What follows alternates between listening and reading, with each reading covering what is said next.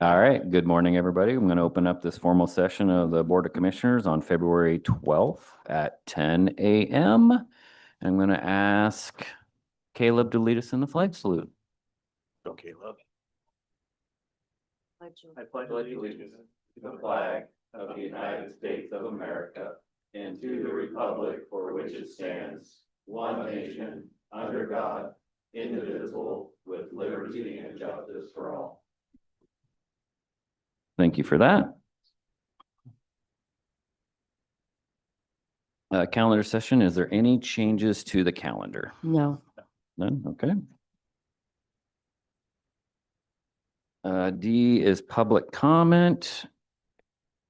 And this time period is reserved for public comment on any topic other than an agenda item, a quasi judicial land use matter, a topic scheduled for a public hearing. The chair may limit the length of individual comments. Right now, I have two in front of me for in-person. First, I'm going to call up Dennis Gex for general public comment. And while he's coming up, if anybody's online, please raise your virtual hand for general public comment. Good morning, Commissioner. Good morning. Morning. Name and address, please. Thank you for this time. And I am going to try today to deal with an issue that I hope my commissioners can consider from a standpoint of public service, not a particular partisan position.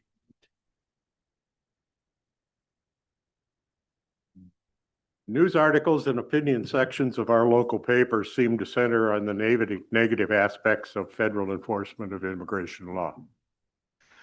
I believe we must consider a more difficult question. Why is this enforcement necessary in the first place? We are either a nation of laws where each citizen is granted equal rights under the law, or we're not. Under the Biden administration, the borders were swung wide open and millions left in without proper vetting or proper status. It was not legal, but done anyway. Mostly the press and others were silent. With the protection of sanctuary status, very questionable legal status, these folks were granted medical care, education, and in some cases, cash support. Many were good people, unschooled in what it meant to be part of a constitutional republic. Some were criminals. Some were revolutionaries. I do not believe these illegals should be allowed to vote, be counted as part of our population for legislative purposes, or bounced in front of others who want to come in legally and have waited years to do so. Federal government is trying to correct this. This is not an easy task. Our taxes pay for federal, state, and local police support. They should be working together to enforce the law, not at cross purpose. In states and cities where they are working together, there does not seem to be as much of a problem. I pray here in Yamhill County we can learn from that example and not let things get out of hand as it has in other areas. One example is the 287G program that is available to state and local agencies. I am submitting an article from the Statesman Journal, dated yesterday. I would request that our local Board of Commissioners would forward a request to all law enforcement in Yamhill County, asking them to consider this type of cooperation with their brothers and sisters in federal agencies, working together to enforce the law, not at cross purpose. If there's anything I've said here that you don't agree with or you think is out of line, I'd take any comments you might have and appreciate it. Thank you, Dennis. Thank you. Okay. Thank you. Okay. All right. Up next for general public comment, I have Clay Downing.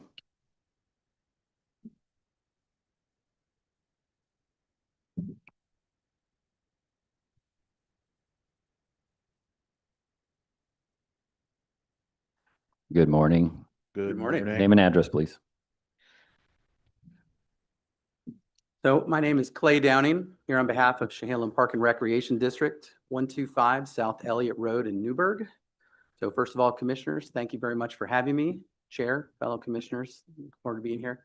So I wanted to follow up and clarify on the written comments that were submitted earlier this week. Given that this is not on the agenda currently, what our hope would be at this point would be for it to be agendized to a date certain where we can count on it being on the agenda. We can be prepared, the county can be prepared. But at the heart, the request that we put forward was for your commission to consider zoning ordinance text amendments, that would reduce barriers to our Ewing-Young Bridge project at our existing Ewing-Young Park. And so we think that that's going to be one of the best alternatives available. It's going to be effective, it's going to be timely, and it's going to reduce some of the costs that other alternatives would possess. And that's why we think it would be a good item to appear on your agenda in front of you. And we would hope that the county would direct their staff to conduct this, largely because the work has been done for the most part already. We think staff did a great job. And so I believe it was docket number G0122, which is referenced in my written comments. So I would say those public comments, they're almost 160 pages long. The first 4 pages are the meat and potatoes of what we're asking for. Also, CPRD has completed public outreach related to this project and this park that we think was desirable to the county. And so we think we made a good faith effort to do some of those things. I've got also one of the attachments as a flyer that you see here at the last 2 pages of that lengthy attachment. And that's from 2 of our board members, Jason Fields and Jim McMaster, going out and talking directly to the community and learning what they thought about the possible impacts, about what they thought about the park being expanded and activated to a further degree. We think these would be really fantastic for the community. And so with that, I would leave you with those public comments and hope to see this on an agenda in the future. Hopefully the near future will be as ready as early as next week. I appreciate it. Thank you, Clay. Thank you, Clay. Thank you. And thank you, Matt. And Jason. Okay, I see no more general public comments. We're going to move on to department updates. There is none. F is work session. There is none. G is the consent agenda. And I would move approval. Is there any further discussion? None. None. All those in favor signify by saying aye. Aye. Aye. Motion passes unanimously. Thank you. H is old business. H1 is consideration of a board order and findings in the matter of approving on remand planning docket number C-03-22, a conditional use permit for tax lot number R328-00102, applicant Grange Hill LLC. And this was continued from January 15th. And I would move approval. Is there any further discussion? None. All those in favor signify by saying aye. Aye. Motion passes unanimously. Thank you. Item I2 is consideration of adoption of an ordinance repealing. Excuse me, Yep. before you get going, Yep. I just also wanted to make a note that I would like to be able to have a discussion, the board have a discussion on revising and reducing the number of rooms that we had talked about going forward. Yes, Um, we need to get that as a work session with Ken Friday. Maybe Through April-ish, somewhere in maybe there, April. before budget, I'll it make- gets going. Yeah, well, anyway, I'll just make a note. Okay. I just want to make sure that Yeah. we're Yep. remembering that that was something we Yep. had talked about. Yeah. Okay. Thank you for bringing that up. Let's If play we- that by ear. If Let's we can, let Commissioner Starrett run the head on that for getting it. Okay, you let me know a date and scheduled. I can check with Ken and see when we're gonna be ready for it that. could be, I mean, this has been on the back burner for a while, so it can Yep. sit there. So I don't want to add any additional pressure. Okay. Item I2 is consideration adoption of an ordinance repealing ordinance number 723 as amended, adopted, and codified Yamhill County Code Chapter 5.05 as the Yamhill County Ambulance Service Code and declaring an emergency. Right now, as long as there's that we all agree that we need to do this as an emergency, then we will have Caleb do the first and second reading. Yes. Is there agreement? So I'd make a motion No motion No, yet, no motion. afterwards? just agree. Okay. as long as we all. I agree. Okay, And Okay. just checking, there's no objection to doing it by title only. No. None. none. Okay, Okay, so it's all yeah, yours, if there's Caleb. no objection, I'll get started with the first reading by title only. In the matter of repealing ordinance number 723 as amended and adopting Yamhill County Code Chapter 5.05 as the Yamhill County Ambulance Service Code and declaring an emergency. There any discussion? None. None. With that, I will do the second reading by title only. In the matter of repealing ordinance number 723 as amended and adopting Yamhill County Code Chapter 5.05 as the Yamhill County Ambulance Service Code and declaring an emergency. With that, I make a motion of approval for H2. Is there any further discussion? None. None. None. All those in favor signify by saying aye. Aye. Aye. Motion passes unanimously. Thank you. Item H3, we're going to do the same deal on this one. It's consideration of approval of a board order with findings in the matter of an outdoor mass gathering. Oh, no, this is not the same one. Mass gathering permit by the Newburgh Boat Club in joint sponsorship with the Columbia Outboard Racing Association applicant approving a special permit for use of Rogers Landing Park for the 2026 Memorial Weekend boat races, authorizing exclusive use of the Rogers Landing Park by the applicant from 5 p.m. Friday, May 22nd through 11:59 p.m. Sunday, May 24th, authorizing access to Rogers Landing Park on May 16th and May 17th for pre-race cleanup and work party. Do we need to add to that the fee waiver down to just cost? We already put that We in. put it, you can state that as part of the motion. but Commissioner Starrett, do you want to state in the that? board order. Well, I guess I already stated it. So we're going to waive the fees down to just the cost, which, does anybody know that amount? $250. With that, I would make a motion of approval. Is there any further discussion? None. None. All those in favor signify by saying aye. Aye. Motion passes unanimously. Thank you. Other businesses, I1, consideration of approval of a letter of support for the 2025 Grand Ronde Tribal Lands Bill. Did either of you guys have letters that you submitted or? I didn't submit a letter, no, but I, No. Okay, I submitted one. That was- when we had the conversation originally, we were all going to submit, Yeah. but I'm okay Yeah. if you guys read Fine. mine and are No, good. that one is fine. Okay. Yeah. All right, I would make a motion to approve then. Is there any further discussion? None. none. All those in favor signify by saying aye. Aye. Motion passes unanimously. Thank you very much. I'm really looking forward to Thank that. you. That's going to be a Gonna be a great thing Yeah, I for think the that's Grand a- Ronde tribes. Yeah, I think we all agreed very much that they take care of the forest a lot better than we can, so, True, Very- true that. yeah. Better than the state anyway. I2, okay, so this is the other emergency declaration. So item I2 is consideration of approval of an ordinance in the matter of amending the establish the position of county administrator code, declaring an emergency and setting an effective date. Or do we all agree that we can do both readings and set it as an emergency, adopt it as an emergency By title only, yes. by title only? No objections. None. None? Okay.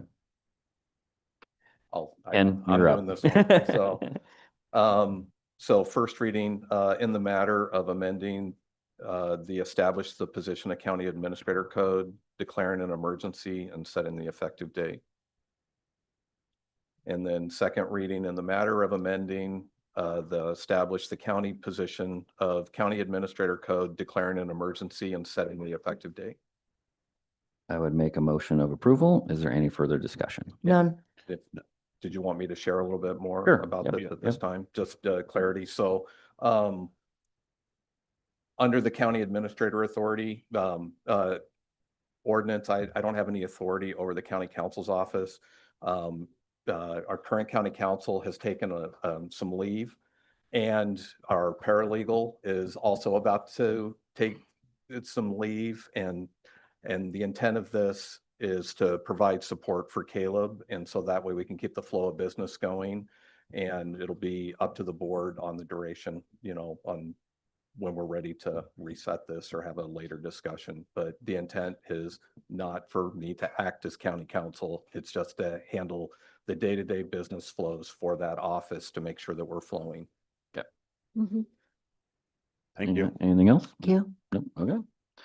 I made a motion, no further discussion. All those in favor signify by saying aye. Aye. Aye. Motion passes unanimously. Thank you. With that, let's take a quick, you guys want to take a quick 10-minute break before we get in public hearing, or No, we're good. just move right into it? You good? Nope. We can go right in. Okay. Maybe a break in Let me get 11, my 15 or papers so. out here. Yeah.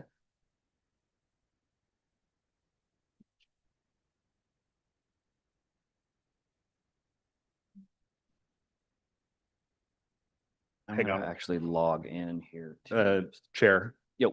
I'm sorry, I don't know that I have a copy of the state. Okay, I can wait. I gotta get logged in onto this too, so I can see. Hold on. So do we want to just do maybe a 5-minute Okay. recess? Yep, 5-minute recess, and then we'll come back and we'll open up the public hearing. Thank you very much.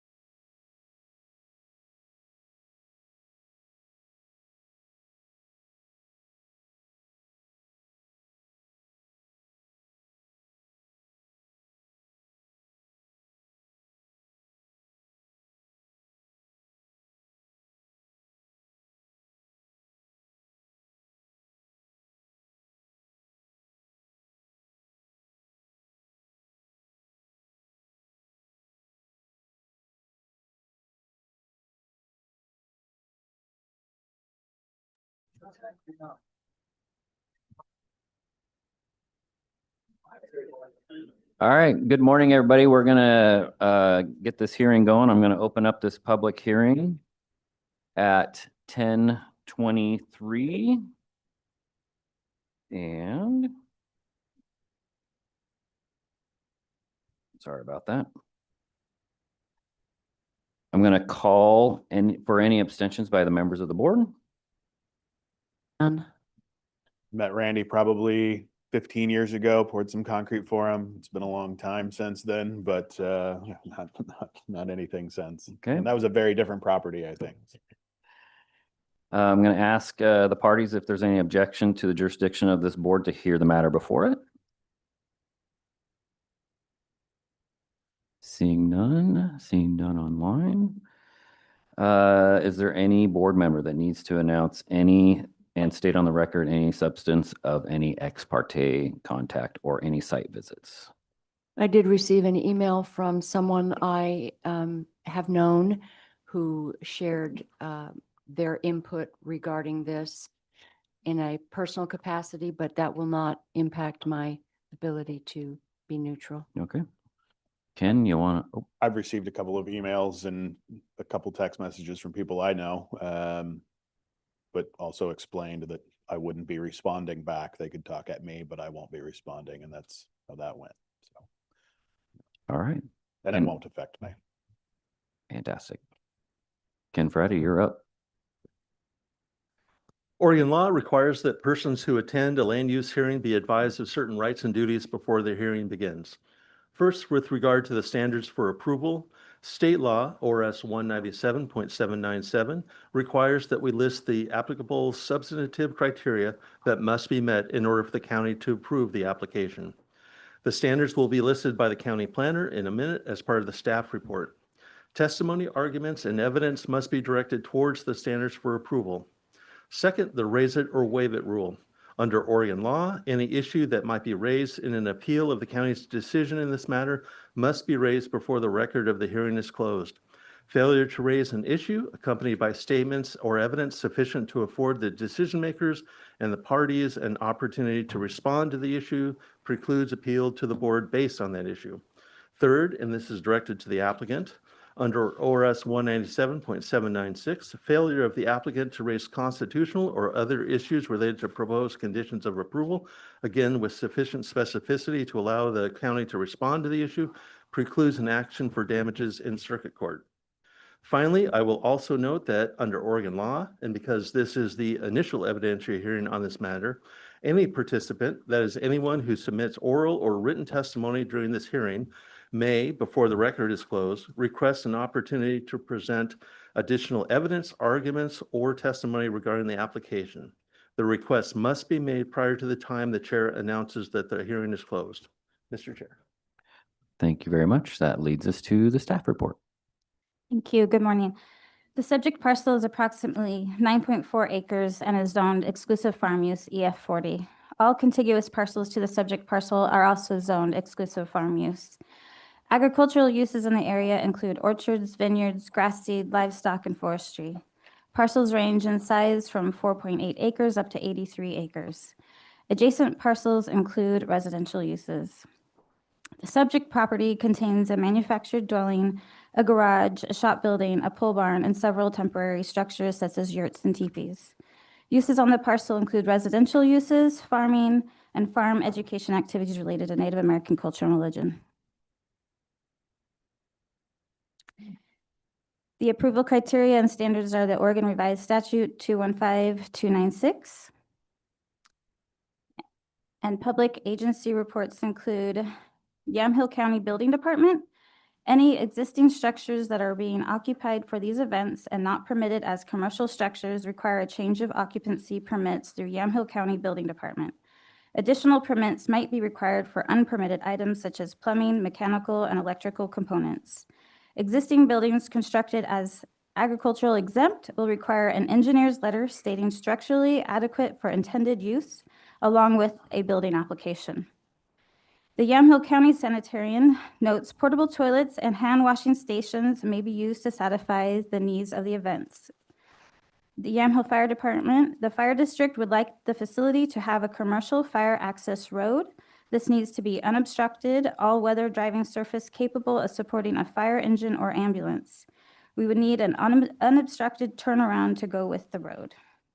Public Health noted for food service the need to follow all rules that fall under ORS 624. Operating any food service serving the public is a misdemeanor. Any event they would have other than a wedding, reunion, or funeral would require licensure from our department. Licensing would most likely be temporary for the site. It may also be covered by mobile food service license unit. And there's a letter from the Yamhill County Soil and Water District. Thank you. All right, thank you. With that, it brings us to the applicant's case. Is the applicant present? All right, come on up, name, address, and let's try to stick to around 20 minutes for your, sure, yep, yep. Whoever you need to present your case, and then let's try to keep it around 20 minutes if we can. Okay, yeah, nice to meet you all.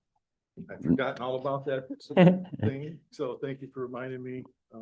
Name and address before we get going too far. Randy Woodley, my wife and I, Edith Woodley, are the appellants.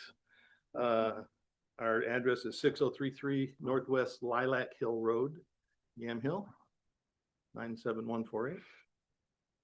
That do it? Yeah. You mean the attorney's? When go you, after. yep, Okay. sounds great. All right, forgive me, I have to read this. There's a lot to cover here. So, commissioners, thank you for hearing us today. Appreciate that. Last county meeting I attended about our farm was in Jessamine County, Kentucky in April 2006. My wife Edith and I had built an Alehay farm on 50 acres, and we were 75% self-sustaining at the time, running weekend schools on indigenous spirituality in the land for about 40 students at a time. I applied for permits to build small sleeping cabins. When I walked into the room, the meeting was full. 9 of my neighbors testified against us. They said things like, everybody knows Native Americans are drunks. They said, who's going to protect our children from these people? We were denied. Days later, neighbors, white nationalists, we learned, set up a 50 caliber machine gun on our property line and fired it day and night. The sheriff wouldn't help. The attorney general wouldn't help. Fair Housing Council wouldn't help. The Justice Department wouldn't help. We sold that 50 acres at half the value and fled to Oregon. We came to Oregon because people said it was different here. Friendly people, fellow farmers, and the freedoms guaranteed by the Constitution. We rebuilt from scratch twice. First in Newburgh on 3.5 acres, then here in Yamhill on 10 acres. 18 years of rebuilding our dream. I'm not comparing you to those Kentucky neighbors. I don't believe anyone here wants to drive us off our land, but I need you to understand what it feels like to sit in another county meeting, once again, being told we can't do what we came here to do. The weapons are different. The effect is the same. We cannot practice our faith. My father was a World War II combat veteran. My brother spent his career in the military. Edith's brother was a highly decorated Army Ranger in Vietnam. Our families have served this country, and now we're in a county meeting asking permission to pray on our own land. Our LUPA asks that the appellants be sincere, and so I need to say who I am. I'm Randy Woodley, Kituwa Cherokee, ordained minister, distinguished professor emeritus of faith and culture at Portland Seminary and George Fox University, author of 15 books on indigenous spirituality, theology, and the land. Edith is Eastern Shoshone, raised on her reservation. She's a direct descendant of Shoshone and Paiute people who lived in Oregon land for hundreds, perhaps thousands of years before they were forcibly relocated in 1870. She came home. We served indigenous communities for over 35 years. When I tell you what our religious practice requires, I'm not guessing. This has been our life's work. Here's what we do. Friends come to our home, we teach them seed saving, land stewardship, the spirituality of being connected to the land. We feed them food that we grow. We pray together. Sometimes they stay overnight because our ceremonies don't fit a 9-to-5 schedule. Sweat lodges sometimes go far into the night. Cedar fire ceremonies happen throughout the night. Some sacred stories can only be told after dark. People fly in and they need housing, so they can't. We spent over a year working with the planning department, trying to find a pathway that would work for everyone. We were not trying to avoid regulation. We were trying to cooperate. And I want to address something on the record. The record reads as though we were continue using our agricultural building for overnight stays after we said we would stop. That is not what happened. We kept our word. We housed our guests in Airbnb rentals at our own expense. I sent Mr. Friday a receipt to prove it. I offered to send him a second one. We're not people who say one thing and do another. The record should reflect that. When we were told by Friends of Yamhill County that they would only approve 6 events instead of 18, we reluctantly agreed. We thought we were being reasonable. But the permit conditions that came with the approval were far more restrictive than we understood.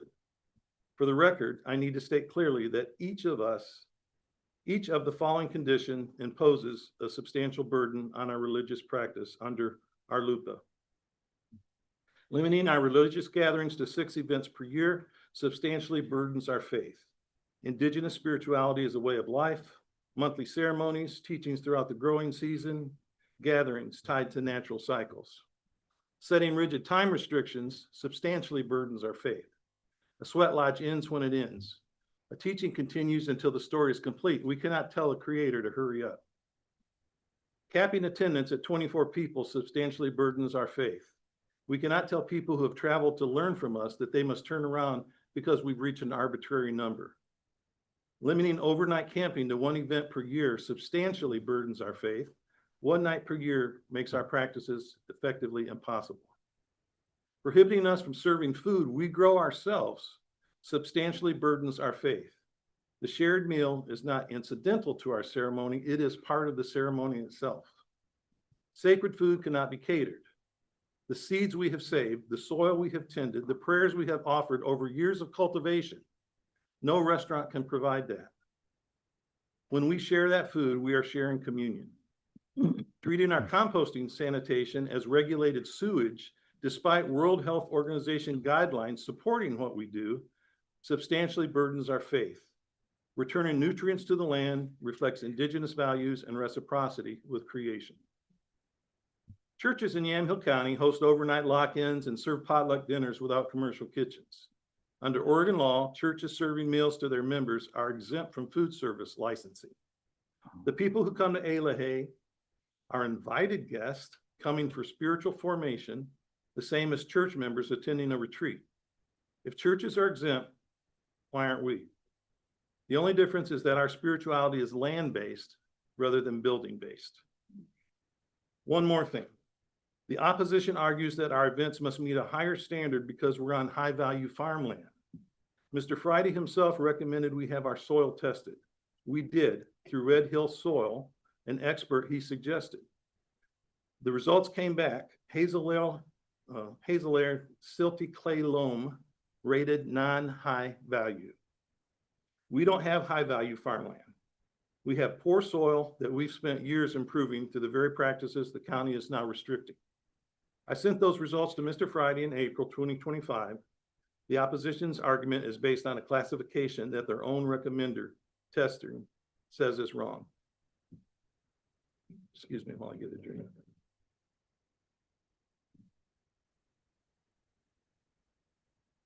We understand legitimate safety concerns. Fire truck access, no amplified sound, ADA accessible facilities. We're not asking to operate outside the law.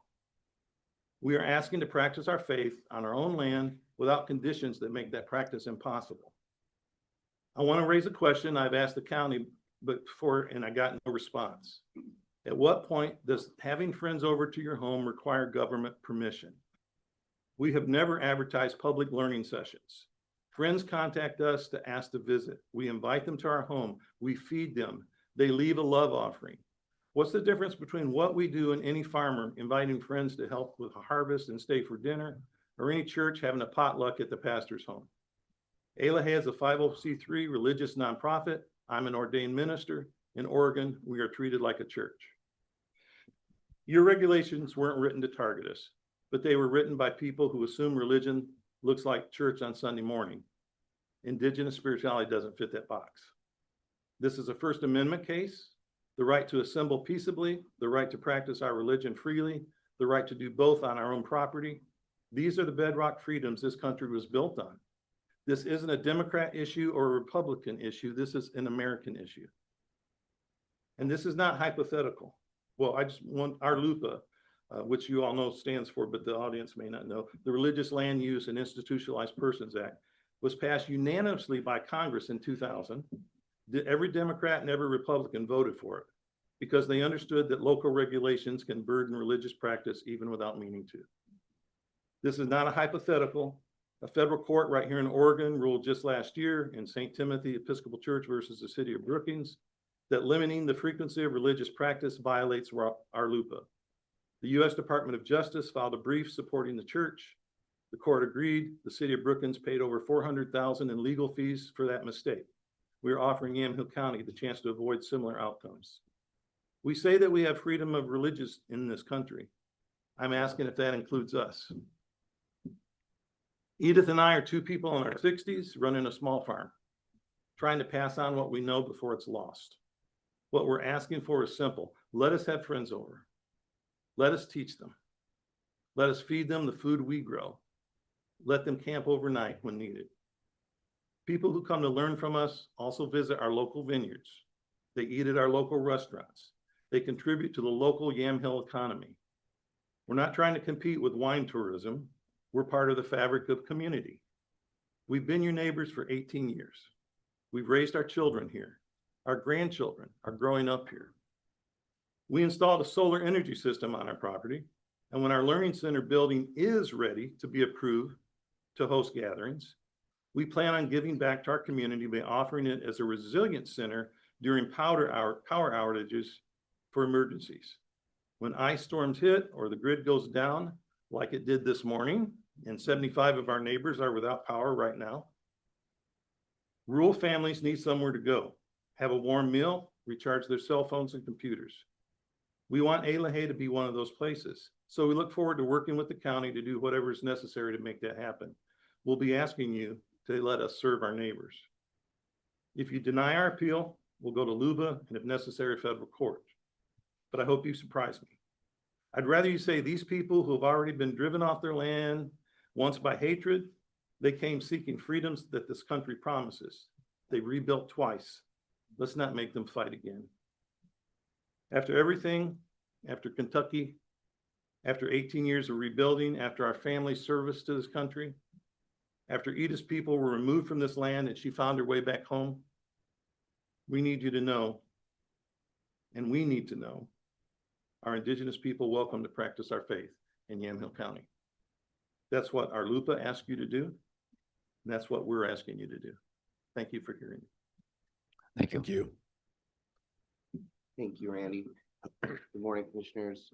For the record, my name is Mick Harris, and the address for the record would be 1300 Southwest 5th Avenue, Suite 2400, Portland, Oregon 97201. Can you pull that microphone a little? Yes.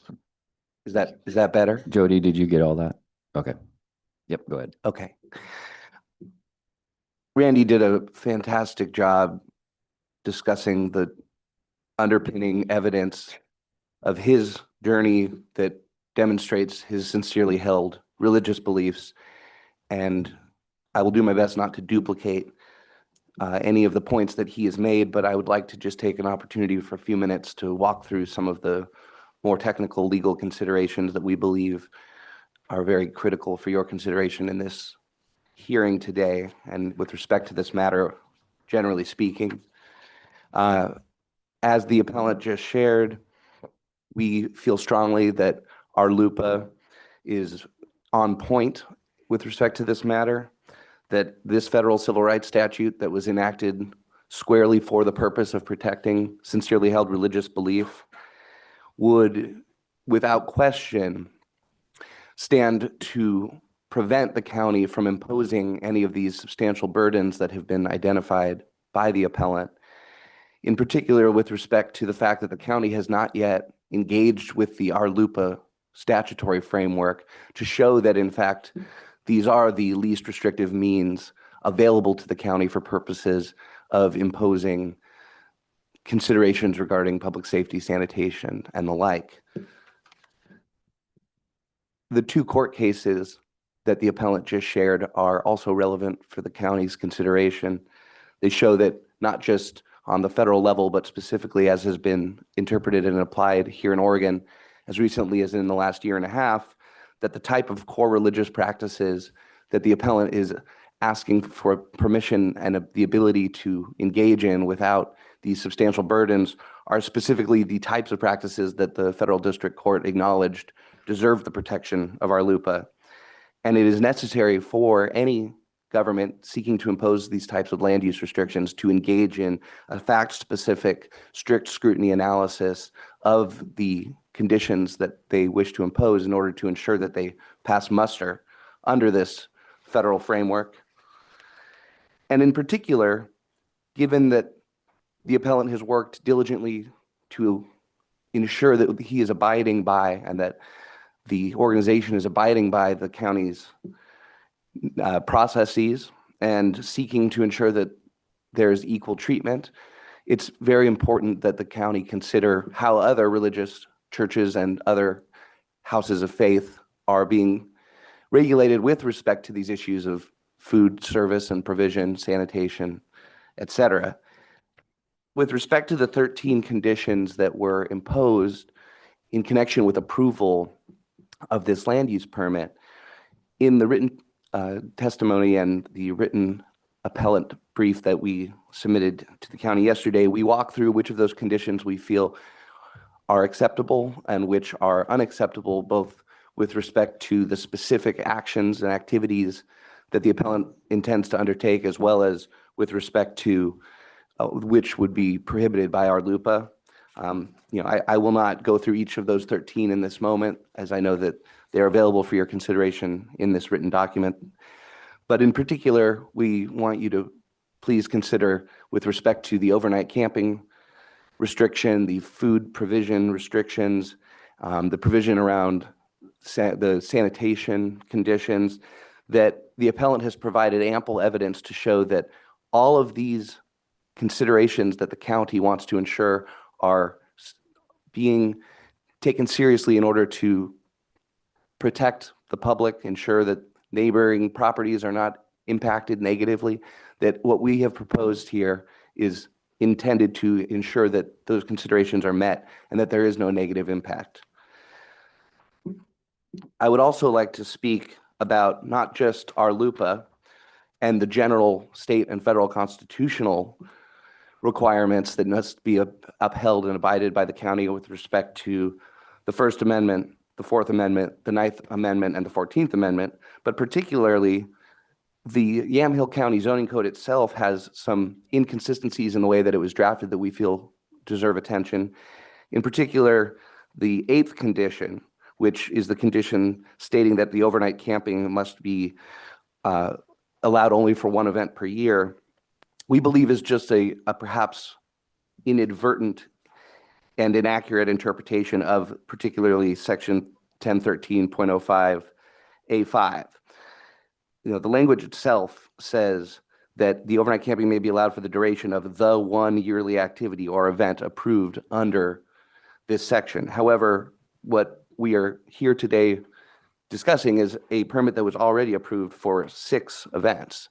So it appears that a more contextual analysis of this particular piece of the code would show that this one yearly event limitation is only intended for circumstances in which there is only one event occurring. Here, this is a 6-event permit. And so we would ask that the commissioners consider the alternative interpretation that we feel is more accurate to the context in which this provision exists within the code.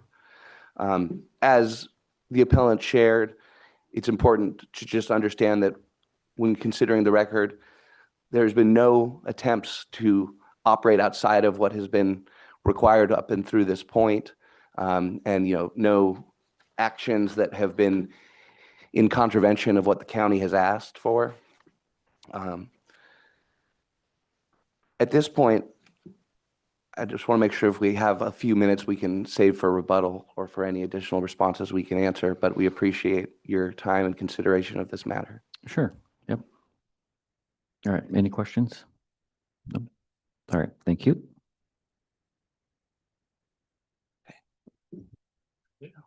Yep. Thank you. We're going to get into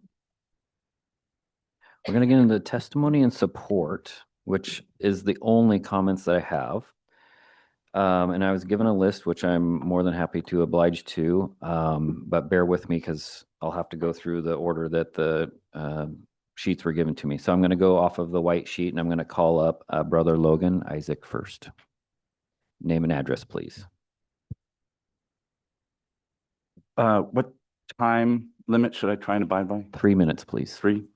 My name is Brother Logan Isaac, Logan Martin Isaac, Albany, 250 Broad Alban Street Southwest, Albany, Oregon 97321, where I own and operate the Chapter House, community space, and bookstore.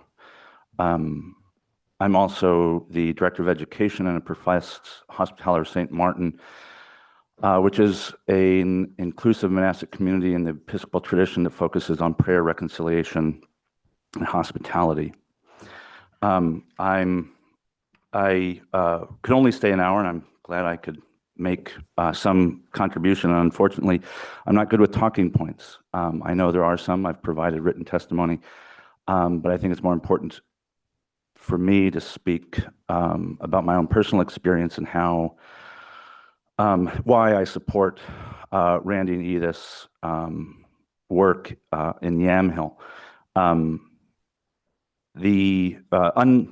Like Randy and Edith, I was driven from the promise of land and a professional career. I have 2 master's theological degrees, and when I went to continue studying, I found myself kept out of academia by gatekeepers that didn't like the questions I was asking.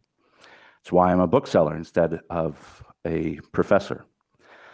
And unlike Randy, I don't speak about military experience through degrees of separation. My grandfather flew in World War II in the Pacific Theater. My father served on the flagship carrier of the Navy during Vietnam, and I served as artilleryman in OIF 2. After 6 years in the military, I got out and found myself politically homeless and immediately discovered the military suicide rate. And that is an obscenity that I don't have the privilege of distancing myself from. You may have heard it 17 to 22 a day. That is a VA number, and they are not incentivized to give us accurate data. The blood of my battle buddies cries out from the ground, and I don't get to ignore it. I'm also the plaintiff in Isaac v. Shelley Bossart Davis and Renee Perry, a federal civil rights complaint now being served on the defendants as we speak in Eugene, because I was banned from the Capitol, removed and prohibited from the political activity my service secured for advocating for my battle buddies. I was honorably discharged after seeking conscientious objector status as a non-combatant. Honorably discharged in 2006. 20 years later, I'm still fighting. And I will try to not use obscenities, but I'm really tired. I lost faith in a lot of the institutions that my service supported. The Congress that's run by civilians that don't share the pain or the burden that I do, from Congress all the way down to days like this up in Lynn County, where I am from, across the street from the city headquarters that I have to deal with. So it causes me no shortage of anxiety to be here. But if you're to, the reason this is important to me is that I saw democracy in action on January 5th, 2005. An Iraqi National Guardsman took a grenade from my platoon. And as me and the medic got him on a medevac, he put his ink-stained thumb in the air, and I wasn't sure if he was showing me his thumb to say F you to the people who tried to take his democratic freedom from him that my service doubly secured, or if he was just telling me that he was okay. And if I can fight for other people's democracy and freedom, I don't understand why I still have to keep fighting for it here, but I will. As I said, I'm a plaintiff and a federal litigant. I don't have a lawyer. I have to fight pro se because that's just the system we have. But you'll see me again because I can't turn my back on the people that matter to me and the place that I, like Randy, found myself with no other thing to call, to provide reason for than God put me here. I hope you don't see me again, but there's always that chance that you will. And when you do, I don't want to be thanked for my service. You can say thank you for my service by doing the right thing, which is what I understand Randy and Elohe has to be doing. Thank you very much. Thank you. Next up, and I'm also going to call an on deck since we have 2 seats up there. So next up is going to be Jim Secura. And then sitting next to him will be Reverend Dr. Matt Johnson, please. And then just so you know, the next one right after that will be Dr. Sharice Bach. Name and address, please. Aloha. Yeah. My name is Jim Sequeira, 3013 Northeast 186th Place in Vancouver, Washington, 98682. I'm native Hawaiian, and I was raised on the Big Island of Oregon. I'm an ordained pastor in the Evangelical Covenant Church, and the church that I planted 27 years ago. I continue to serve. I also serve on Elohe's board, as well as partner with them. I'm one of the co-facilitators. We call ourselves also co-learners when we do these immersive experiences. I've known Randy and Edith for over 15 years, and I can say without hesitation, they are people with high integrity, high moral values. They're highly respected, not only within our own community, but within the nationwide and internationally. I can also say they are very generous people and hospitable. I don't know if the word to a fault would be right, but they are very hospitable people, opening their homes to anybody that comes through. It's strange that this hearing is about land use and a county deciding how a Native American couple are to use the land, especially since their ancestors, their Ohana and their family have been doing it for generations, stewarding the land and caring for the land. The work Randy and Edith are doing is about sharing Indigenous wisdom that has sustained peoples, creatures, flora, and the land, as well as creation for all time and eternity. Indigenous wisdom, Native American, whether it be Native American, Native Hawaiian, Native Alaskan, and many of you, I mean, we all are Indigenous at some point. But we have learned through experience. It was passed down communally. It was lived together. And that's how Elohe teaches, through immersive experiences. I had an auntie that she had a wonderful Hawaiian recipe that I asked for. And she said, "How old are you?" "I'm 45. She said, "I'll tell you when you're 50. So each year I asked my auntie, Auntie Pat, "Can I have that recipe?" She says, "No." "How old are you?" Or she said, "How old are you?" I would say, "I'm 46. No. Finally, when I turned 50 and I asked my auntie, Auntie Pat, "Can I get the recipe from you?" She said, "No." She says, "I want you to come over to my house and I'm going to show you how to do it." And that's what Indigenous wisdom is about. It's about showing how things are done. Research on retreats and immersive learning experience suggests that stepping into a thoughtfully designed retreat setting can lead to measurable gains in well-being, healthy spirituality, and often lasting beyond just the weekend that we experience together.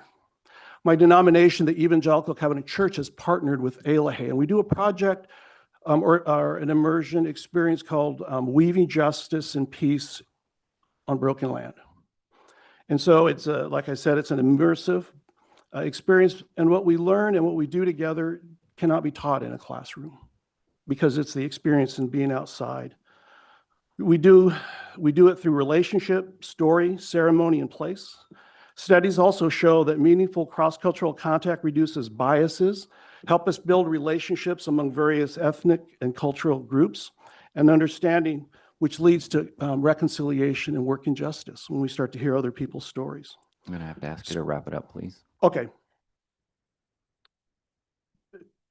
In short, the immersive experience creates the conditions for a deeper listening, real relationship with Creator, with one another, and with the land. So people leave not just informed, but also more grounded, healed, and more committed to justice and peace. Participants have thanked us for the experience in a rural context, but also have taken it home to urban contexts. And I just want to ask you, are there any immersive experiences that have changed or impacted your life? A retreat, maybe during your youth time, a missions trip, family reunions, where being together is significant. ALA Center for Indigenous Learning is not a commercial nuisance. It's a healing, educational, faith-forming retreat ministry that benefits the wider community near and far. Thank you for letting me extend my time a little Yep, bit too. I thank you very appreciate much. that. Just as a reminder, as you guys come up, we have a 3-minute timer and Bailey's phone will ding when your 3 minutes is up. I have a little bit of leniency with it, but let's try to stick with that. So thank you very much. And then next up, we have Dr. Matt Johnson. Good morning. Thank you, commissioners, for hearing this important appeal. I'm Matt Johnson. I live in McMinnville, Oregon, and I've served as pastor at First Presbyterian Church since 2014. I believe ALAHE is a ministry of welcome, hospitality, and renewal that our region and our wider society is deeply in need of. Let me share why with a brief story. Back in 2018, I saw Randy's book, Shalom in the Community of Creation, in the course syllabus for a doctorate of ministry class that I was taking in Columbus, Ohio. I was intrigued. I recognized the need to connect these themes of peace, relationships, worship in the place that we live. When I looked at the author bio and realized that Randy lived 30 minutes from my home in McMinnville, I was shocked. There I was in the middle of Ohio, and the professor was directing our class's attention to my neighbor down the road. I first reached out to Randy and shared a meal with him in Newburgh. And a few months later, I drove out to ALAHE and experienced what they're doing on their farm firsthand. And that's when I was convinced. The ministry that ALAHE offered was really different from anything else that I had encountered. And I wanted my congregation to be on the learning path with me alongside our Indigenous neighbors and learning to worship in a different way. So I invited Randy to come to our church for adult education. And during the pandemic, our Earth Care Committee met with them by Zoom. And next year, our congregation read his book, Becoming Rooted. And they had some seeds that were blessed and planted them in our congregation's gardens. And I'd say that my folks at the church liked Randy's books. They liked how he spoke and his way of connecting. The seeds were of high quality, but I could tell that there was a gap between what I had experienced and what they were experiencing. And the gap was that my church members had never been there. They had not seen the frame for the sweat lodge and where it stood. They had not seen the mounds where the traditional three sisters of beans, squash, and corn were planted. They had not been shown how the seeds that they plant in their gardens were collected and dried and preserved as a form of worship. They had not experienced the spirit-filled way of worshiping and stewarding the land which the Woodleys dedicate themselves to.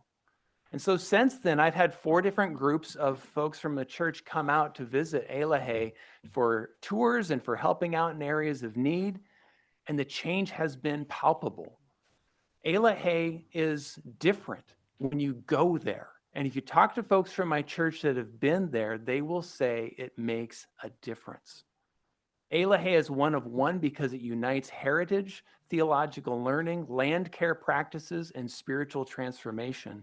It offers unparalleled opportunities for people across the country and around the world to learn from the rich heritage of Indigenous people who live here today in Yamhill County. And so I implore you as county commissioners to keep that opportunity available to others for a long time to come. Thank you. Thank you very much. So up next, I have Sharice Bach, but I don't have a She's online. online. Perfect. Okay. Can we get her promoted? And then I'm going to ask for 2 more people to come up. It's going to be Dr. Erica Marksbury and Reverend Brennan Guilleroy.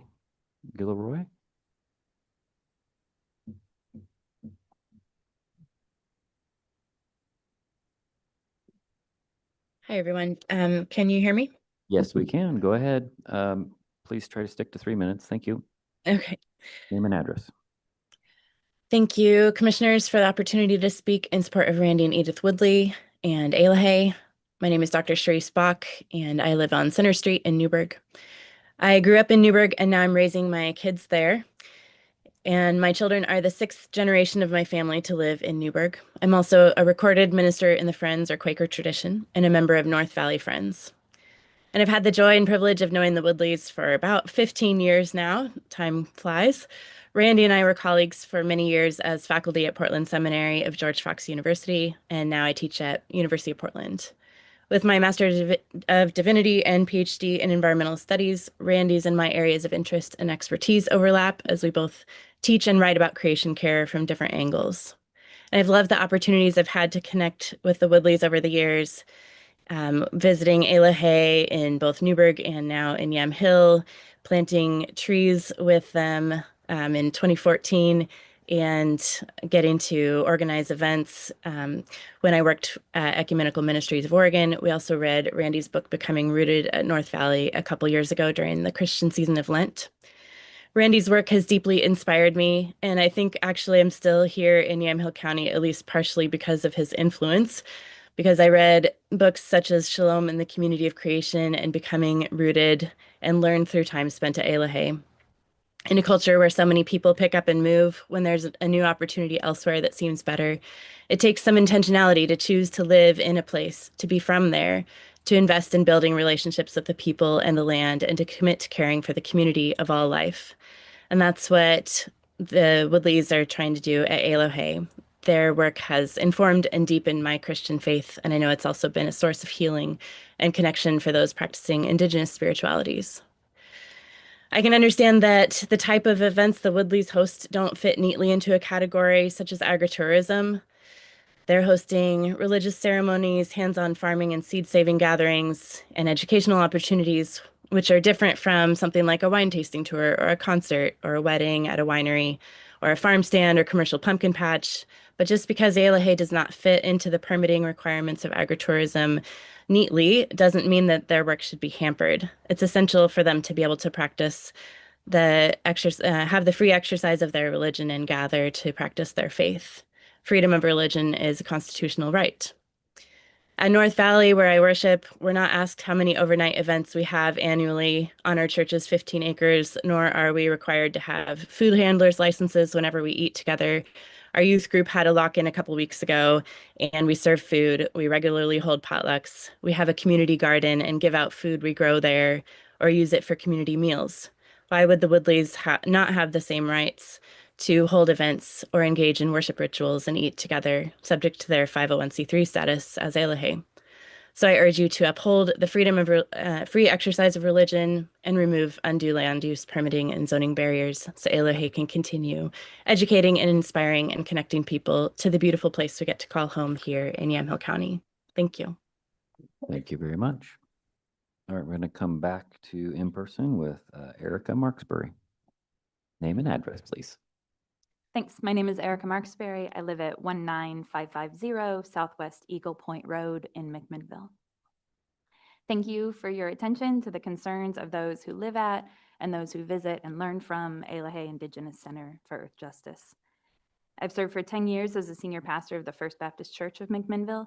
My PhD is in religious studies with an emphasis on ritual practice and embodied meaning making.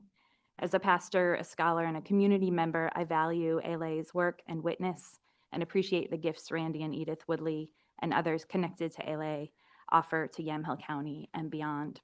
Those gifts are many. The Woodleys are generous with their stories and their hospitality. Folks at First Baptist have read a few of Randy's books together. We have learned from his time as a guest preacher with our congregation. We have visited the farm to participate in volunteer work days, to learn about regenerative practices, to celebrate the community the Woodleys are building, a community centered on care for creation and justice for all. Other staff from the farm have connections with our congregation too, and we value our learning from them. There is a gentleness of spirit and a deeply rooted wisdom that characterizes those who spend significant time at Elahay, and those are qualities that make me want to spend more time there. There's also a challenge inherent in the work of the Woodleys and of Elahay. They point out the distortions that happen in our individual spirits and in our society when we separate ourselves from our land, from our food, from the earth that cradles and nourishes and sustains us.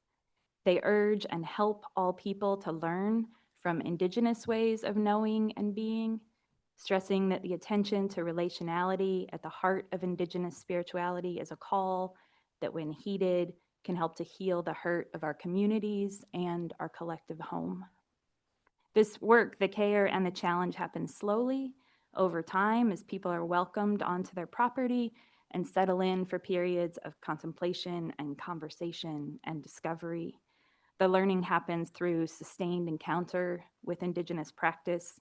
The restrictions on overnight stays and on serving food grown on the land and prepared by the growers are violations of the religious principles that allow that restorative spiritual work to take place.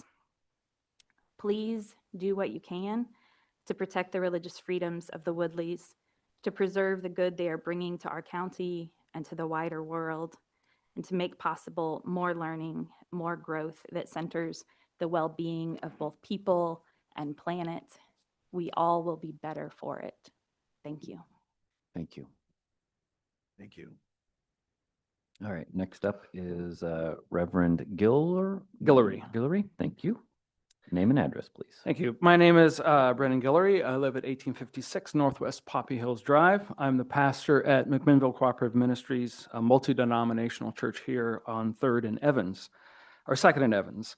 I might be the only clergy here who has not been to Elohei.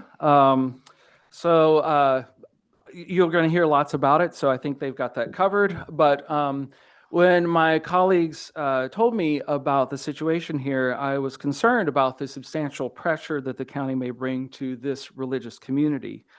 My mother taught me that one of the things that makes America great is religious freedom. I was raised during the Cold War and heard stories about people smuggling Bibles into the Soviet Union and that kind of a thing. She taught me that Americans are free to express and practice their religion without interference from the government, even when those religions do something different than yours. And in fact, the most important thing was to protect the religious freedom of religions that were different than yours, because once the government stifled freedom of one religion, your religion and your speech were not far behind. I am also concerned that if the communities that gather at Elohei cannot hold their religious services overnight more than once a year, what might that mean for overnight vigils that are part of our religious heritage? Or allowing mission groups who are passing through our area to spend the night in our church. I'm sure many of us that have youth and others spend the night in our sanctuaries. Or the many meals that our churches share, not just for church members, but for guests and friends as well. There is so much practical overlap in our religious practice that I began to be concerned about our own religious freedom and how it might be clamped down on. So often, government doesn't have to overtly shut you down when they can simply regulate you out of existence. So I ask you to make accommodation for the Eloheis and the Woodleys for the free expression of their religious beliefs and not overburden their religious practice, not just for them, but for the peace of mind for all of us who practice our religion in Yamhill County. Thank you for your time. Thank you very much. Thank you. So next up, I'm going to call Reverend Nilsen Gooden and also Reverend Robin Hartwig.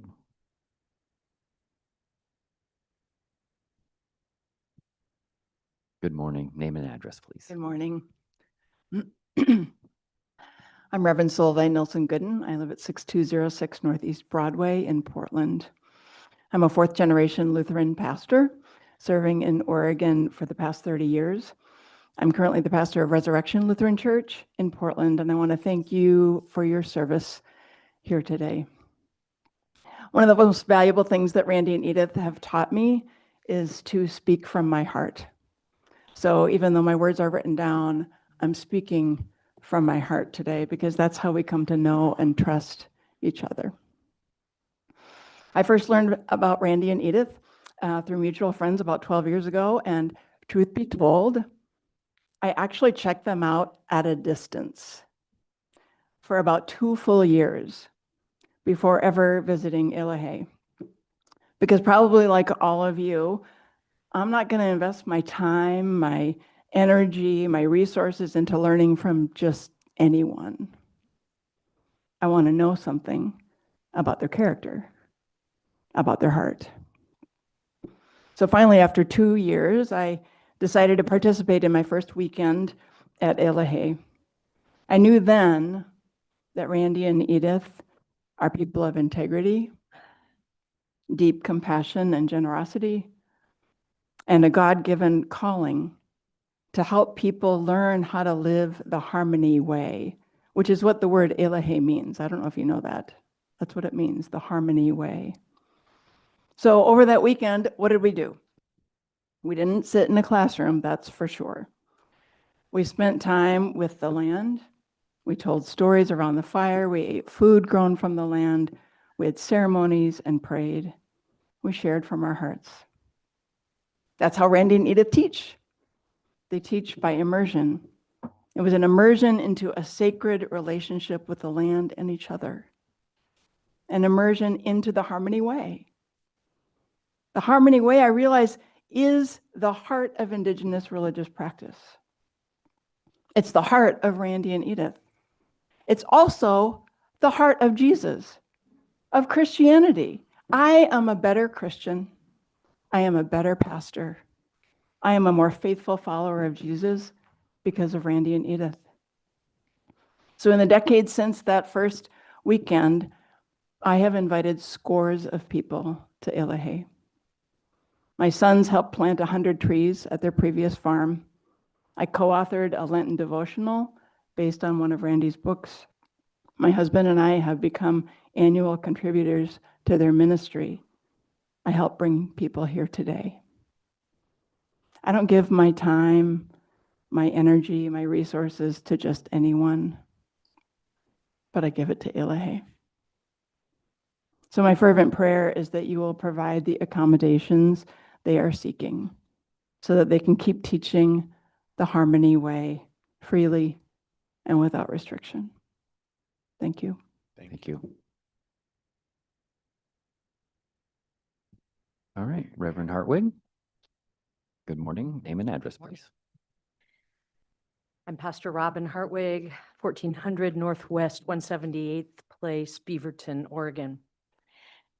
I am a Lutheran pastor serving Spirit of Grace in Beaverton. I also serve a regional faith network called Eco-Faith Recovery. I have been a friend of Randy and Edith Woodley and engaged with Elahe since 2012. The first overnight immersive gathering I experienced at Elahe was in June of 2016 at their previous location near Newburgh.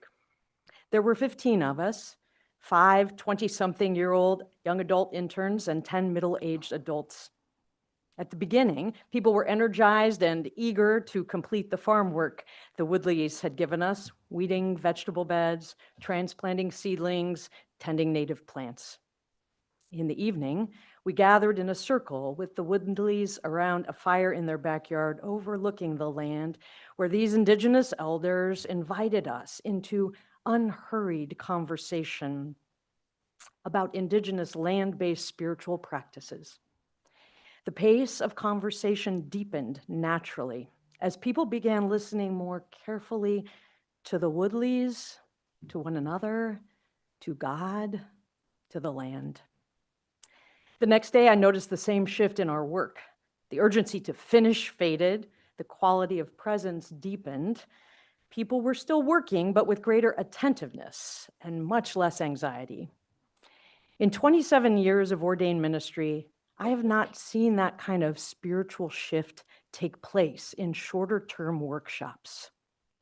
We send our youth to overnight camps because immersion changes how they see the world and deepens their relationship with God. Overnight immersion is just as transformative for adults. I've also seen direct congregational impacts within Spirit of Grace as a result of engagement with Elahe. About 25 members of our church have worked on the land there, shared meals grown there, and spoken with Indigenous elders about the connection between spirituality and land stewardship. As a result, 15 church members, 7 of whom are here today, are now forming an Indigenous solidarity team, and Spirit of Grace makes annual financial contributions to support Elahe. Under federal law, religious exercise includes such lived, embodied practice, not only worship services. For the Woodleys, and for those of us who participate, shared cultivation of the land, shared meals from food grown there, ceremony, storytelling, and the possibility of overnight presence are integral to that religious exercise and to the spiritual formation of participants. Given the number of groups that want this experience, limiting overnight gatherings to once per year obstructs the capacity of this ministry to form leaders and strengthen congregations. I respectfully ask you to allow Elohe to continue its religious work without undue restriction. Thank you so much. Thank you. Thank you. All right, I'm going to ask a couple more to come up. Mr. Don Watson and Reverend Ron Werner.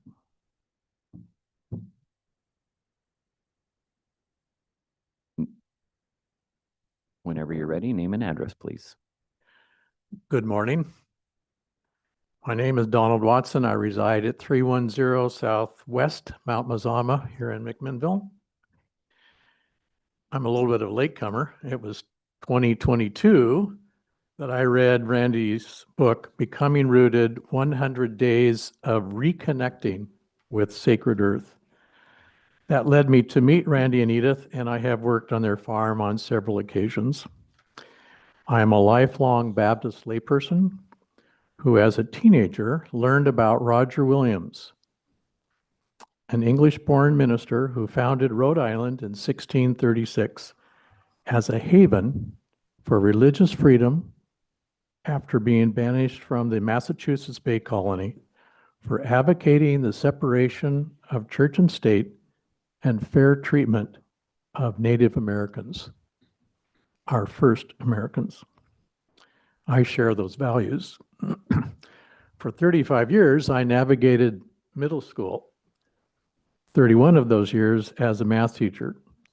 My students helped me appreciate how young teens recognize when policies and rules are fair and just.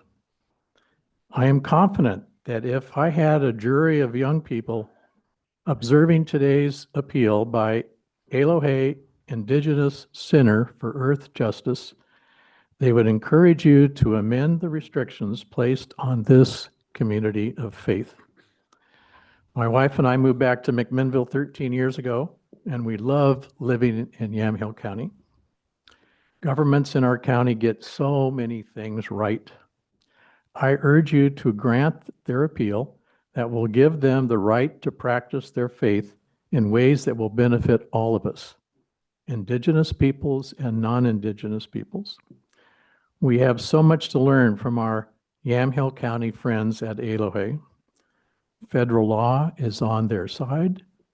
This can be a win-win decision for Yamhill County. Thank you for the opportunity to share. Thank you.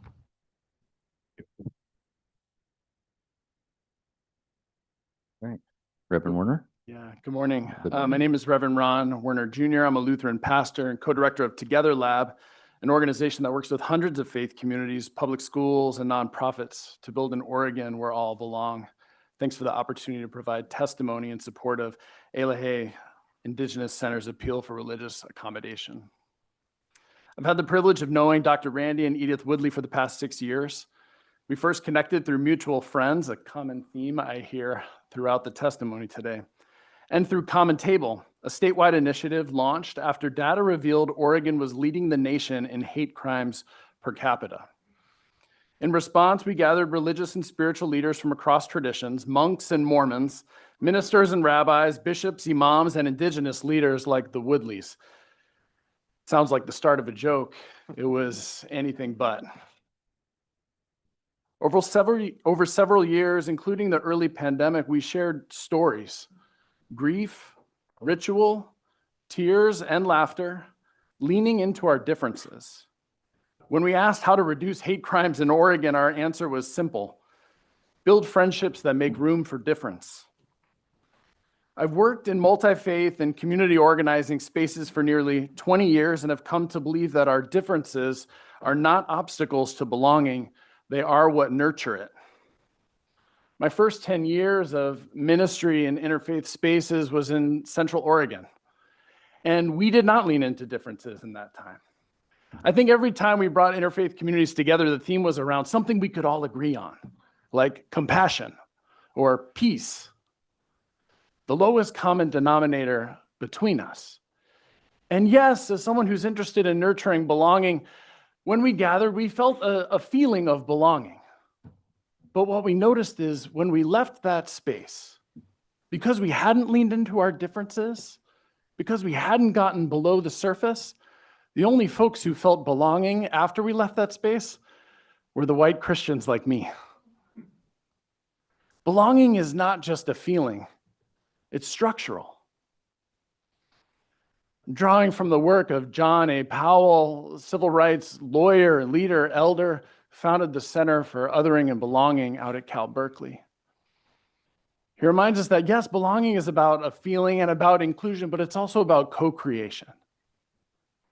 And when we lean into those differences, when we get to know one another's stories, not only are the gifts of our different religious traditions what they are, gifts for all of us, but they also unveil the way that our structures, our cities, our counties, our permitting serves one group over another. And so this is an opportunity for us to lean into difference, to receive the gifts that you've heard Elahe brings to this county, but also to co-create an exception through this appeal. I urge you to support it. Thank you. Thank you. Before you go, we forgot your address, so just mention it for the record. Oh, please. yeah. Thank you. 2800 North Vancouver Avenue in Portland, Oregon. Thank you very much. The next two up I'm going to call is Reverend Connolly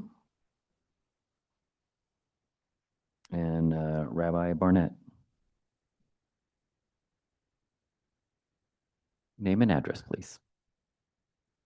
I'm the Reverend Tyler Connolly, and I live at Southwest 18th Avenue in Portland, Oregon. You have my mailing address on the sheet that I turned in.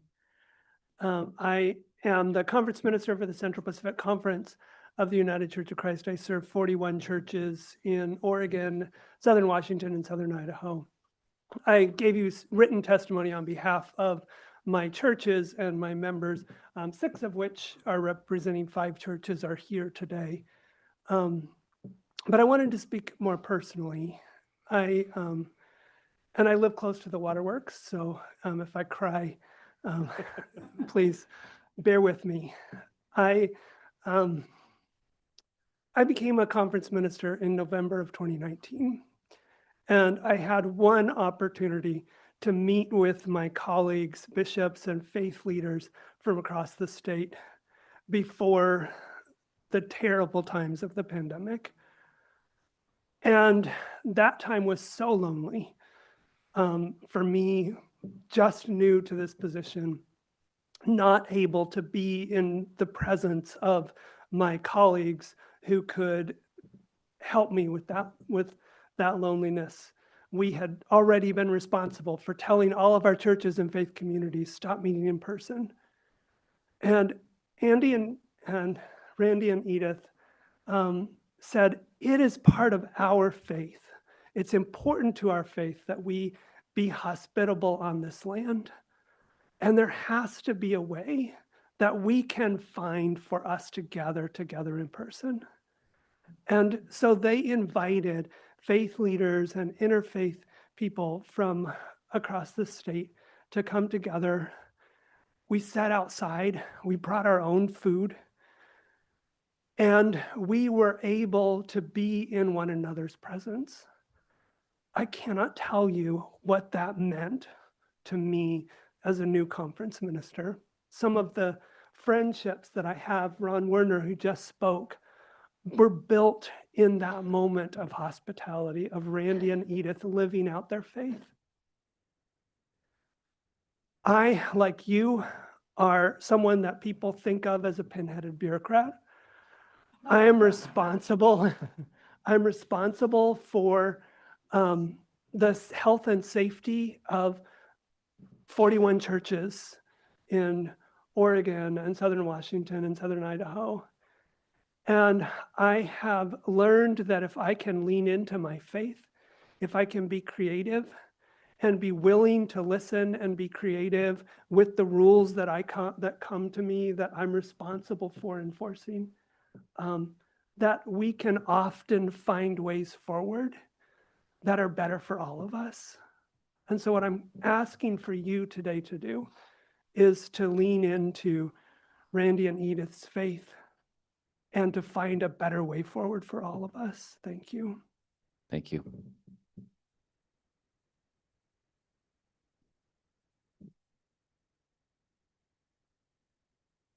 All right, Mr. Barnett. Benjamin Barnett, 5725 Northeast Alberta Street in Portland, 97218. I serve as the rabbi of Havra Shalom, a synagogue in Northwest Portland. I met Randy and Edith Woodley just a few years ago and then first visited Elahe Farm. I, like many of my community members, have been deeply moved by their wisdom, their integrity, their generosity, the community that they build, all these things that you've been hearing about. It has been very moving for me to witness the ways in which their devotion to their cultural and religious practices benefits so many people who come to learn at Elahe, as well as the land and its resources that we all share. And I feel very grateful to live in a time and a place in which diversity of religious and cultural expression is celebrated. My people, the Jewish people, have faced the harsh realities of living in times and places in which such diversity is not celebrated. And while I recognize that the obstacles Elahe Farm is facing are not intentional, I also know from my ancestors, from my people's history, that when the freedom of minority communities, communities whose practices vary from the dominant culture, is not specifically protected, those communities become vulnerable. That is simply what happens, even if no one means for that to happen. It does not seem at all burdensome for there to be a religious accommodation in this case. Not only will that benefit the Woodleys and their community, but it benefits us all, because it brings us closer to living in the kind of world we all want to live in. A world in which each of us and each of our communities is free to live and celebrate in the ways of our ancestors, in the ways that help us and our loved ones find meaning and feel at home. I know that you each want to live in that world as well. And I hope that you will use the power that you have to take the straightforward steps needed in this case to help make that world more of a reality. Thank you. Thank you very much. Sure. At this minute, we're going to take a 10-minute break, 5-minute break. We'll be right back with you guys. Thank you.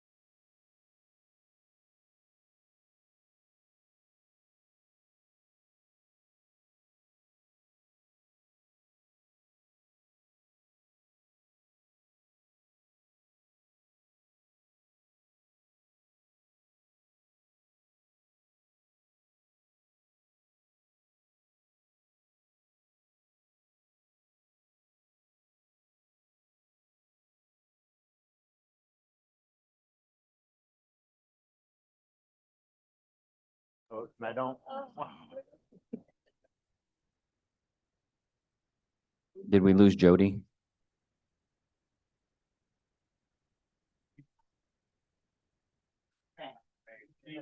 There's Jody.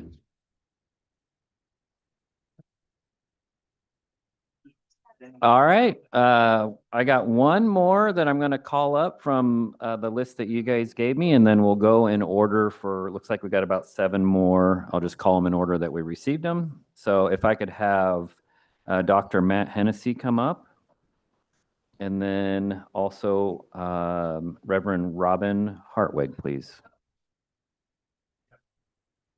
Sorry about that. Then the next one would be Randy. Well, Randy, you already came up, so. Oh, okay. Randy Woodley. I asked her if I needed to fill one out. She said, just go ahead. Okay. All right. What was your name, sir? Go ahead and come on. I'm gonna move you through here. Okay. And did you? Yeah, you did first. Sure. Yeah. I'm going to have you go first. Go ahead, and then we'll come back to you. Thank you very much. Name and address, please. I want to thank you to my friend for allowing me to go first. And thank you to the chair. I asked if he would fast track me in that green pile. I'm a psychotherapist by trade. I live by the hour, so I have to get back. I have to get back for a 12 o'clock appointment. I've been doing it for 36 years. I'm new to McMinnville. My wife and I moved here about 15 months ago, didn't know a soul, fell in love with 3rd Street, and then fell in love with a lot of good people here.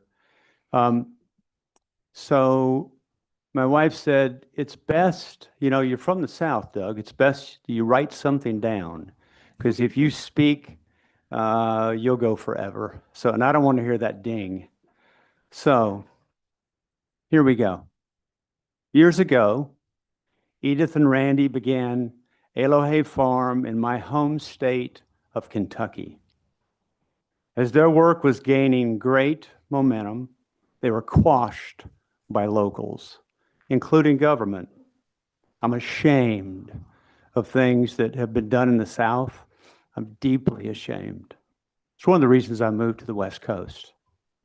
And by the way, I just got back from, I won't say what state in the South. I did a week-long conference. I witnessed racism right in front of me. And the oppressor, who was going after the oppressed, wanted me to stay, I'm sure, to watch it. And the oppressed said, Doug, you better go back to the dining hall. And I felt so cared for by somebody that was being traumatized, being called nasty names because he's a person of color. So they were quashed by locals and they lost everything. I'm soon to be 67 years old and I've lost a few things, but I've not lost everything. May this county, sitting in this progressive state, I initially wrote down do better, but I got a better word, do best. So it's hashtag do best Yamhill. And I'm not very good on social media. And I'll close with this. I do a podcast. It's kind of a local thing. And I recently had Randy on. And I will tell you, I've spent 36 years sitting with people in pain. I've sat with people in trauma, and I know how to hear it. And I could hear the exhaustion, and I could hear the burden that he's carrying for his wife. And I said, man, I got to show up. I'm new to McMinnville, but I got to show up and speak to you good folks. I got to take off. I'm good at leaving. I'm not very good at goodbyes, but I'm good at, I'll see you next time. See you later. So I'm out of here because I got to go to work. So bless you. Thank you. Can you touch on your address real quick? 2395 Northwest Crimson Court, McMinnville. Perfect. Thank you very much. Thank you. Matt, thank you. All right. Mr. Hennessy. Good morning. Good morning. For the record, my name is J.W. Matt Hennessy. My address is 3138 North Vancouver Avenue in Portland, Oregon. Fantastic. And I'm grateful to be here today and grateful as we think about the work that you're doing as you hear this appeal.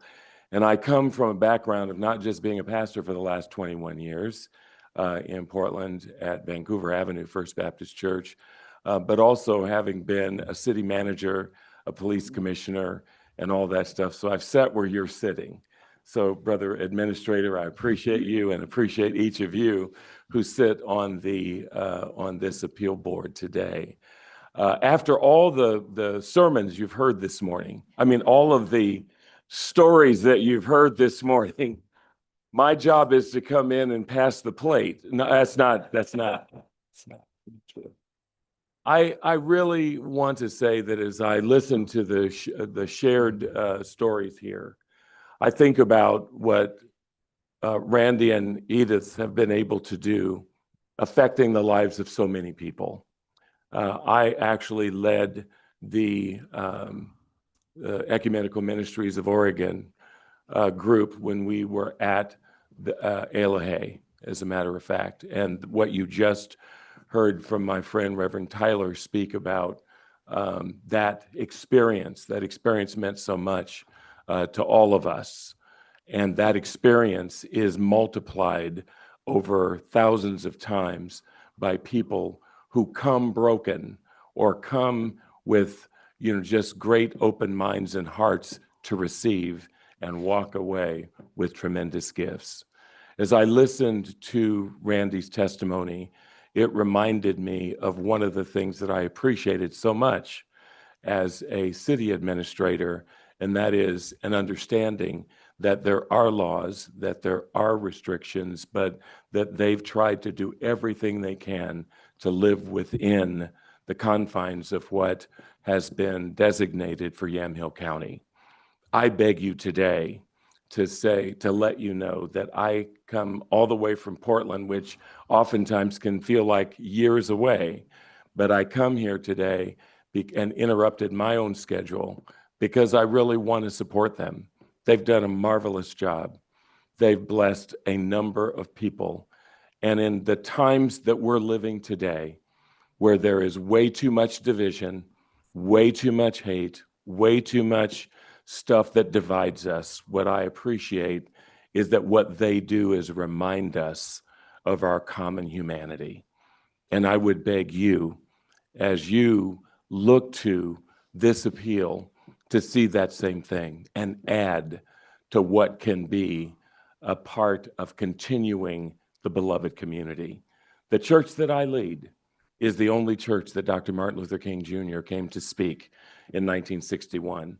And I would just say that we carry on the issues of peace, brotherhood and sisterhood, and the determination to be the best community we can be. I support them completely, and thank you for your time today. Yeah, thank you very much. I'm glad you said the 3-minute sermon thing, because I was thinking. Up next, we're going to have Reuben Woodley. And then sitting next to him will be Mick Harris.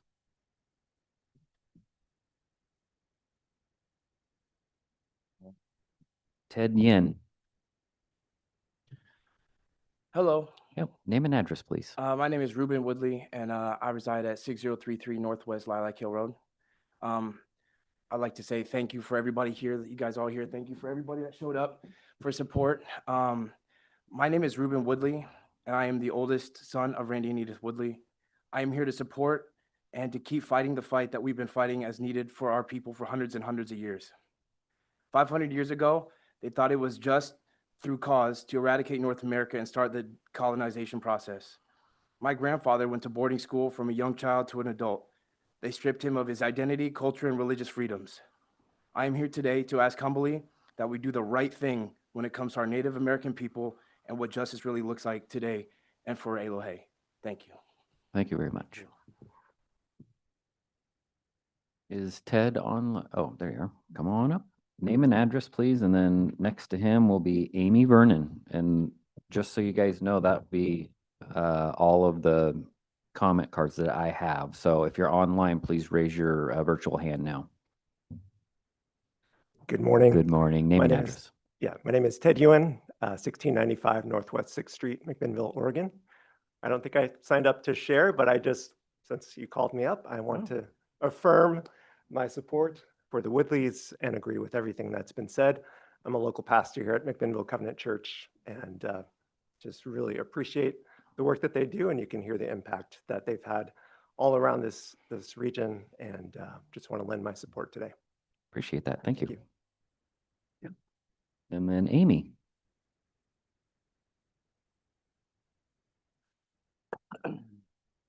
All to myself. Good morning. Good morning, all. My name is Amy Vernon.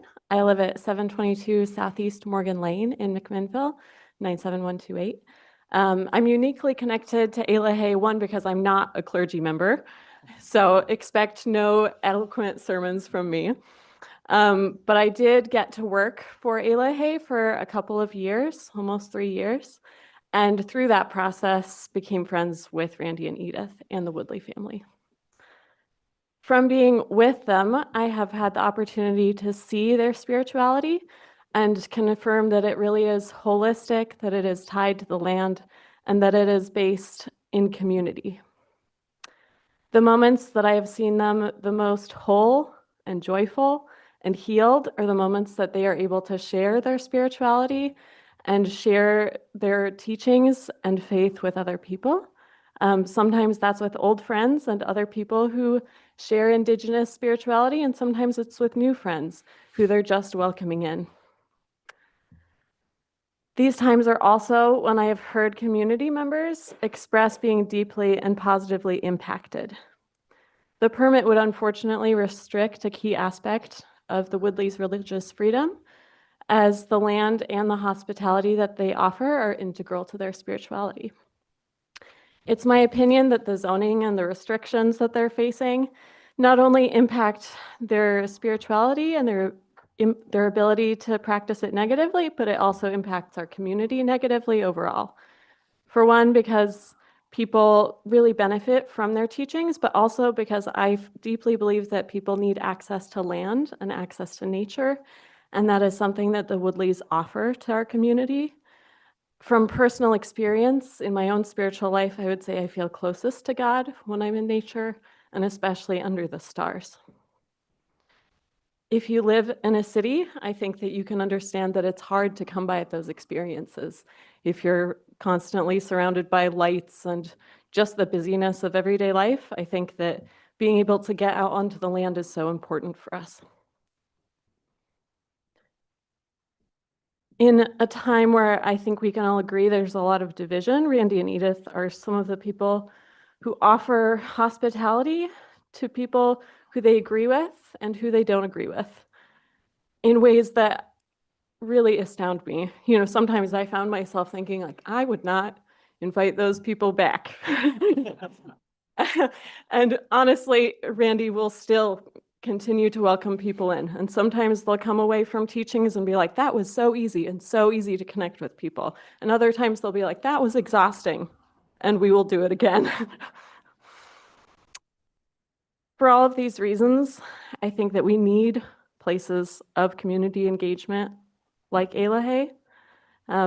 We need it for the health not only of the Woodleys and their immediate community, but for all of us. So I'd ask that you listen to their appeal and work creatively to allow ALA to continue to be a place of freedom and community building. Thank you. Thank you.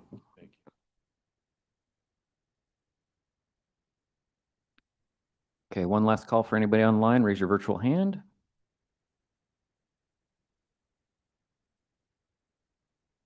Not seeing any. Okay. So, Mike and Randy, do you want to take like a 5 minutes, 10 minutes to kind of wrap things up after what you've heard, or? If I have something to say, I'll come up. If I don't, Okay. I'll sit there just in case. But let's see, before you sit down, I got a little bit ahead of myself. I just want to make sure there's no testimony in opposition to the application. Raise your virtual hand if you are online. Seeing none. Okay. Now you may proceed. Thank you, Commissioner. I just wanted to briefly underscore a couple of points and also clarify one sort of ministerial detail.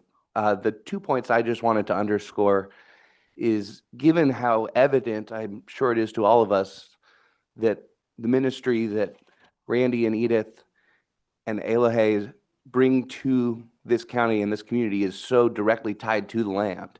And because the land in which they are operating is the only land in the county, based on the county zoning code, where they could operate their ministry, it underscores the need to engage in this admittedly thorny analysis about what religious activities are protected and what type of public engagement and safety analysis is necessary and appropriate. And with that in mind, I just want to say that one of the documents that we submitted into the record is a memorandum from the U.S. Department of Justice that discusses our LUPA and clarifies very explicitly that there is a safe harbor that the county can rely on in navigating this analysis. And what it boils down to is that by changing the policy that creates these substantial burdens and adopting other means, it's not adopting no means, but adopting other means that remove that burden and allow them to freely engage in their religious practice, the county can arrive at a place that is within the strictures of our LUPA without being inadvertently and undesirably in a position of accidentally operating outside of its bounds. And so, I just want to say that what we have attempted to provide in our responses to each condition is meant to be a helpful guide in that regard. And the one ministerial detail I just wanted to say is that we had a footnote in here because when we submitted this, had been under the impression that a refund check for our first application had not been issued, and we realized it had been. And so I want to apologize if you read that and think, well, wait a minute, we did take care of that. We recognize that, and so you can ignore that footnote. But that's all I had to share, and I appreciate your time. Yeah, thank you for a final word. Appreciate that. Yeah, I just want to say that, you've heard people's testimonies. We're probably nowhere as not as good as they say we are, but, we do try to do the right thing. I tried working with the county for over a year to figure out where we could fit in. And, some people think professors are smart. Some people think professors are idiots. It's probably the latter that's more true. I'm not as smart as people think. And I began this process ignorant of everything the county does and understanding the laws. And then I was just as ignorant when having to find a land use attorney. And I've been stumbling through this process trying to see where we fit, right? So I'm and trying for over a year to make sense of it and try and figure it out. And sort of we end up at this place now. We got the permit. I mean, I think one of the papers, articles in the paper said something like the rare occasion of appealing an approved permit, and tried to do everything that we could to get to where we're at. This is where we're at now. I don't know if there's any other choice. We made a list of concessions that we were willing to do that would probably satisfy our LUPA as well, because but no one has examined these boilerplate standards that they put on us. And that is against our LUPA. And so we're just trying to get to work with the county to figure out how we can do this together. We're not trying to be bad citizens. And I guess I just want you to know that this has all been in earnest. There's been misunderstandings. I've tried to offer to meet with individuals at the county to try and explain, and they didn't take me up on it. So we've done the best that we could in this process, and I hope you'll forgive any failings that we've had. We're just trying to do good in the world. Thank you. Appreciate that. Thank you. Appreciate it. So I did skip over public agency reports. You want to? Okay, all right. And then no rebuttal. So we're going to go into staff recommendations. And Jody had her hand up. Oh, Jody. Okay, I just put it up. Can you guys hear me okay? Yes, we can. All right. I asked Ken if I could jump in at once the public comments were over. First, I want to say thank you to everybody who showed up. This has been so lovely the passion's been very clear through Zoom, and everybody's been very cordial, which is just so refreshing. So thank you. I'm saying that personally. I think that we may have just a ministerial confusion on this guy. So, and I'm going to take the blame on this because Ken did come to me a while back to talk to me about this. I think I just misunderstood what was going on. So this is me. Ken did nothing wrong. I think we might just have the wrong application. So I believe this is an application for an agritourism event on EFU, which is fine. But it sounds to me, based on all of the testimony and just my general browsing of what's been submitted into the record, that we have a church. It should have been a church application, which is an entirely different analysis. And honestly will require some of the RELUPA analysis that the applicant's been bringing up. So I think that I don't know where to go from here. I'm just gonna sort of wing it here. I don't want to ask the board to necessarily approve the application as is. I think we need to maybe talk about whether or not the right application was submitted for the actual use being proposed. So Okay. that's my initial thought. So, Ken, you want to chime in? Yeah, I was going to say, how about I give the recommendation, which is actually fairly close to what Jody just said, and then Jody can throw in if there's something that I'm missing or we should do differently. Okay. And this will be a little bit longer than average staff recommendation, as I wanted to explain my position. All of the emails and items that I reference are in the record. My first interaction with Mr. Woodley was in November of 2024. Mr. Woodley had applied for what was called an agricultural use only permit in October of 2024. And this permit requires signing an affidavit. On that affidavit, it asks, will your agricultural structure be used by 10 or more people at any one time? And the box was marked no. And I should say that an agricultural use only building is one that we issue, it's a barn that isn't inspected. It's not intended for gathering of folks. It's not intended for doing food service out of. It's just, it's a barn, and it's not inspected for any of these things. So anyway, in November of 2024, we had an electrical contractor come into our office to get permits to, quote, wire up the bunkhouse, unquote. I called Mr. Woodley and told him we had no land use approval for a bunkhouse, and we couldn't issue a permit for a bunkhouse without land use approval. He assured me it was only an ag building and was not a bunkhouse. I asked him for an email confirmation. On Wednesday, November 27th, 2024, he emailed me the message, our ag building at 6033 Northwest Lilac Hill Road, Yamhill, will only be used for agricultural purposes, not housing or gatherings of people. A few months later, I received a request for ground mount solar, a pretty extensive one, at this address.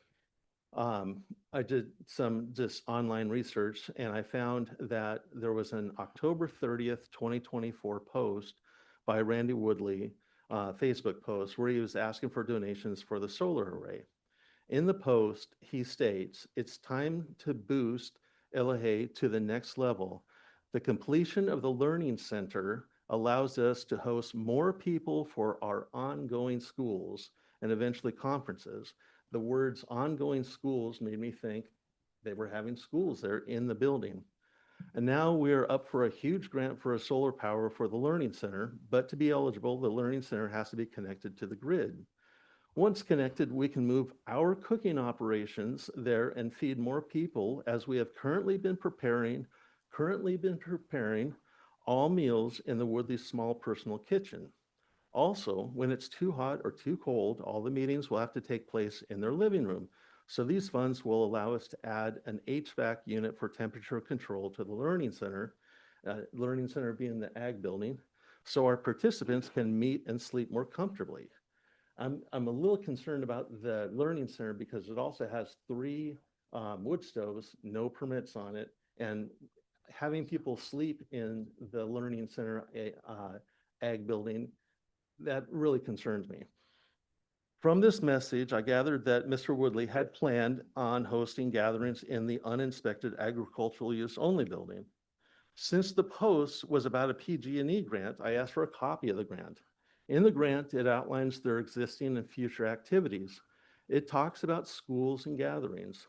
In their learning center, on page 8 of the grant, it lists significant barriers that the lack of power presents. 1, no way to share video content to enhance group learning and discussion. 2, unable to run ventilation fans during summer heat. 3, no refrigeration for perishable drinks available in teaching center, causing reliance on personal appliances in the Woodley's home located at a distance from the learning center. Nighttime lighting. We are currently reliant on small solar units that don't adequately illuminate the whole building. No way to present pre-recorded background information to tours of schools and other groups, which leaves LAHEY unable to scale up for more group visits due to limited staffing now needed to present all the information live. I stopped the issuance of the solar permit until we had received land use application for the use. And I didn't say that it had to be approved. I only said that we had to have an application in. And I did this for several reasons. First, there are some rulings that support not issuing a permit for a use that's not approved. Second, I could have cited the Woodleys for a number of items, and I may have to do so in the future, and I don't want to do that. But when I can, I try to avoid issuing a citation because the courts are already full, and citations tend to sting most folks, and it just doesn't really make for a good introduction to Yamhill County or to our office. So if I can get compliance another way, I will always try to do so. I was a little surprised when I explained this to the applicant's attorney. He thought strongly, and it's a different attorney than what the person who's here. He thought strongly that I was wrong and should instead issue citations. Again, I prefer to help people through the process rather than to cite them into court. Now, speaking of helping people through the process, the applicant has listed several objections to my assistance. I want to note that the appeal was the first I heard of any of these complaints. And as a side note, I always think it's a little unfair to call someone out in public on complaints you've never tried to resolve with them in private, and I have agreed to meet with them. I was really trying to assist the applicant, and on May 8th, I informed Mr. Woodley that I spent an hour with my legal counsel trying to find another option other than a zone change. And I will note that this is private legal counsel that I had to consult with, so the hour cost me several $100 for my office. I was trying to help. The zone change, another option other than a zone change, a council suggested that he look at applying for a church. Now, at the time, I didn't have any of this, this whole hearing has been about church. If you look at the application before they made it, it's all about agricultural use. And the only thing that I was being told is that they were trying to promote agricultural uses and indigenous agricultural practices. I gave the ordinance to Mr. Woodley and ended the email by telling him he would be proceeding at his own risk as land use applications are always an uncertain process. Mr. Woodley came up with the idea instead of applying for 18 agritourism events. As for food service, in the May 21st, 2025 email, he states, we can work out feeding people in whatever way the county suits the county. Catering through local restaurants or hiring a licensed food truck seem like sound options. Let me read that again. We can work out feeding people in whatever way suits the county. Catering through local restaurants or hiring a licensed food truck seem like sound options. I thought it was strange that he was okay with catering and even suggested it before the appeal, but now he objects to that as a condition of approval. I responded to him the following day with a code related to agritourism, and I stated at the end of the email, please note that under our code, only one of the approved yearly events could allow overnight camping. So I warned him about that limit. Yet he and his attorney both seem surprised at this ordinance requirement being part of the approval. On May 27th, Mr. Woodley asked several questions in his emails and asked to have a meeting. He also assured me the gatherings have not been in the building, but they will eventually be, we hope, given the proper zoning. Now, I have photos from May 20th that show having an event inside the building with 25 folks. Photographic evidence and the Facebook post supported to me the thought that these gatherings were both occurring and ongoing in the ag building. In the appeal, Mr. Woodley was critical that I had not given the 18 agritourism events as an option for him. He stated my role is to present options to him. Strictly speaking, that's really not my role, nor is it in my job description, and I actually did check that. What I am required to do is to simply present zoning and the ordinance affecting the property. And having said that, I try to present options as best I can, but I try to make it clear I'm not their land use consultant. And actually, one of my joys in my job is actually trying to get someone through the process. Our office does not try to put up any sort of artificial roadblocks for anyone. For example, that caution I gave to Mr. Woodley on May 28th, I wrote to him, I'm fine with meeting with you to answer your questions. The main thing I want you to be aware of is that while I can present you with options, I cannot act as your land use consultant. As such, I do not know what is the best path for your situation, and I am not advising you to take any particular path. The reason I had not presented the 18 agritourism event option was because it could not satisfy the code for the following reasons. 18 events need to be shown to be necessary to support commercial farms, and the use needs to be incidental and subordinate to said farm use. That's a very high bar to meet, and I didn't believe he could comply with this criterion with a few acres of farming. 18 event applications have always been opposed by Friends of Yamhill County, which occurred in this case. And I'm not the one that decided to go from 18 down to 6. That was the applicant's choice. He didn't call me and ask me about that. He just did that. The last thing is really the reason why it would be denied. Hosting 18 events requires having a parcel that satisfies the minimum lot size. In this case, the minimum lot size in the EF40 zone is 40 acres. His lot is only 9.4 acres, far below the minimum lot size. So, since he had an attorney and desired to go forward with the application, I took it in. I offered to do a pre-application conference. They declined. So I processed the request. Also, after receiving the application, as I promised, I signed off on the solar permit, which was causing a lot of stress, and I wasn't trying to stop them from putting the solar up. I just wanted them to do a land use application. As I predicted, Friends of Yamhill County opposed the request and convinced Mr. Woodley to make a new request to reduce the number of events down to 6. I approved the new request to host 6 events with standard conditions of approval. And I want to stress, these are standard conditions of approval from what they requested. And if you read their request, I think religion is one word that's in their application one time, and spirituality is in one time. They never talked about RLUIPA or anything else. They also didn't request a church. They requested 6 72-hour events. Now, if you look at the original application,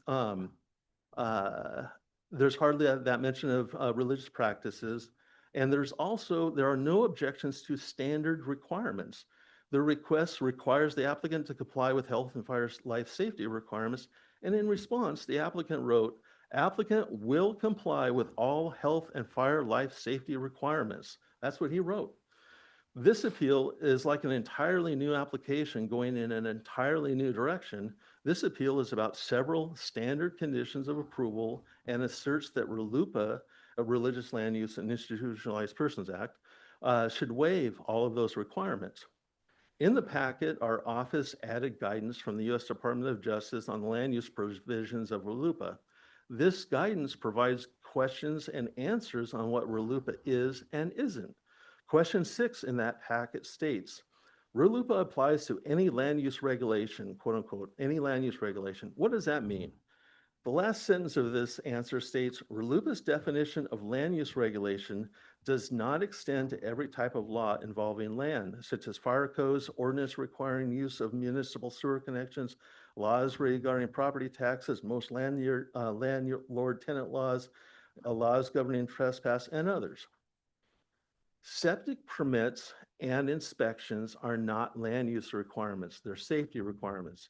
Inspecting food service is not a land use requirement, it is a safety requirement. Neither of these are land use requirements, so neither of them are waived by RLUIPA. Question number 4 from the guidance of the U.S. Department of Justice states in part, does RLUIPA exempt religious assemblies and institutions from local zoning laws? The answer, no. RLUIPA is not a blanket exemption from zoning laws. As a general matter, religious institutions must apply for the same permits, follow the same requirements, and go through the same land use processes as other land use. RLUIPA does not preempt or replace the normal zoning code. Rather, it imposes a number of safeguards and requirements on local governments regarding zoning that impacts religious uses. So long as a municipality or county applied its code uniformly and does not impose an unjustified substantial burden on religious exercise, it may apply traditional zoning concerns such as regulations addressing traffic, hours of use, parking, maximum capacity, intended use, setbacks, frontage, to religious uses just as they are applied to any other land uses. The one condition that is related to land use and therefore could be affected by RLUIPA is limiting the 6 events to only 1 yearly camping event. Now that's up to the board as to whether that restriction addresses a, quote, compelling governmental interest. And to provide a little bit of background on agritourism as part of the ordinance, when the agritourism code was originally presented to the board some 10, 15 years ago, no camping events were allowed, no camping events were proposed.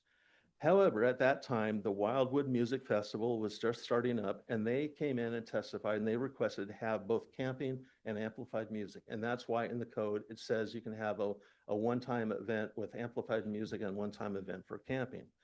The board at that time agreed to modify the code to allow the 1 yearly camping event, but required that any camping event be a type B application where we send out a notice ahead of the decision and ask for if there are any conflicts, and for the applicants on those types of applications for any camping to address the farm impacts test found in ORS 215.296. In my decision, I did find that the applicant had done enough to satisfy the farm impacts test for the one event. However, I don't believe they have justified the farm and forest impacts test for 6 events or for unlimited events.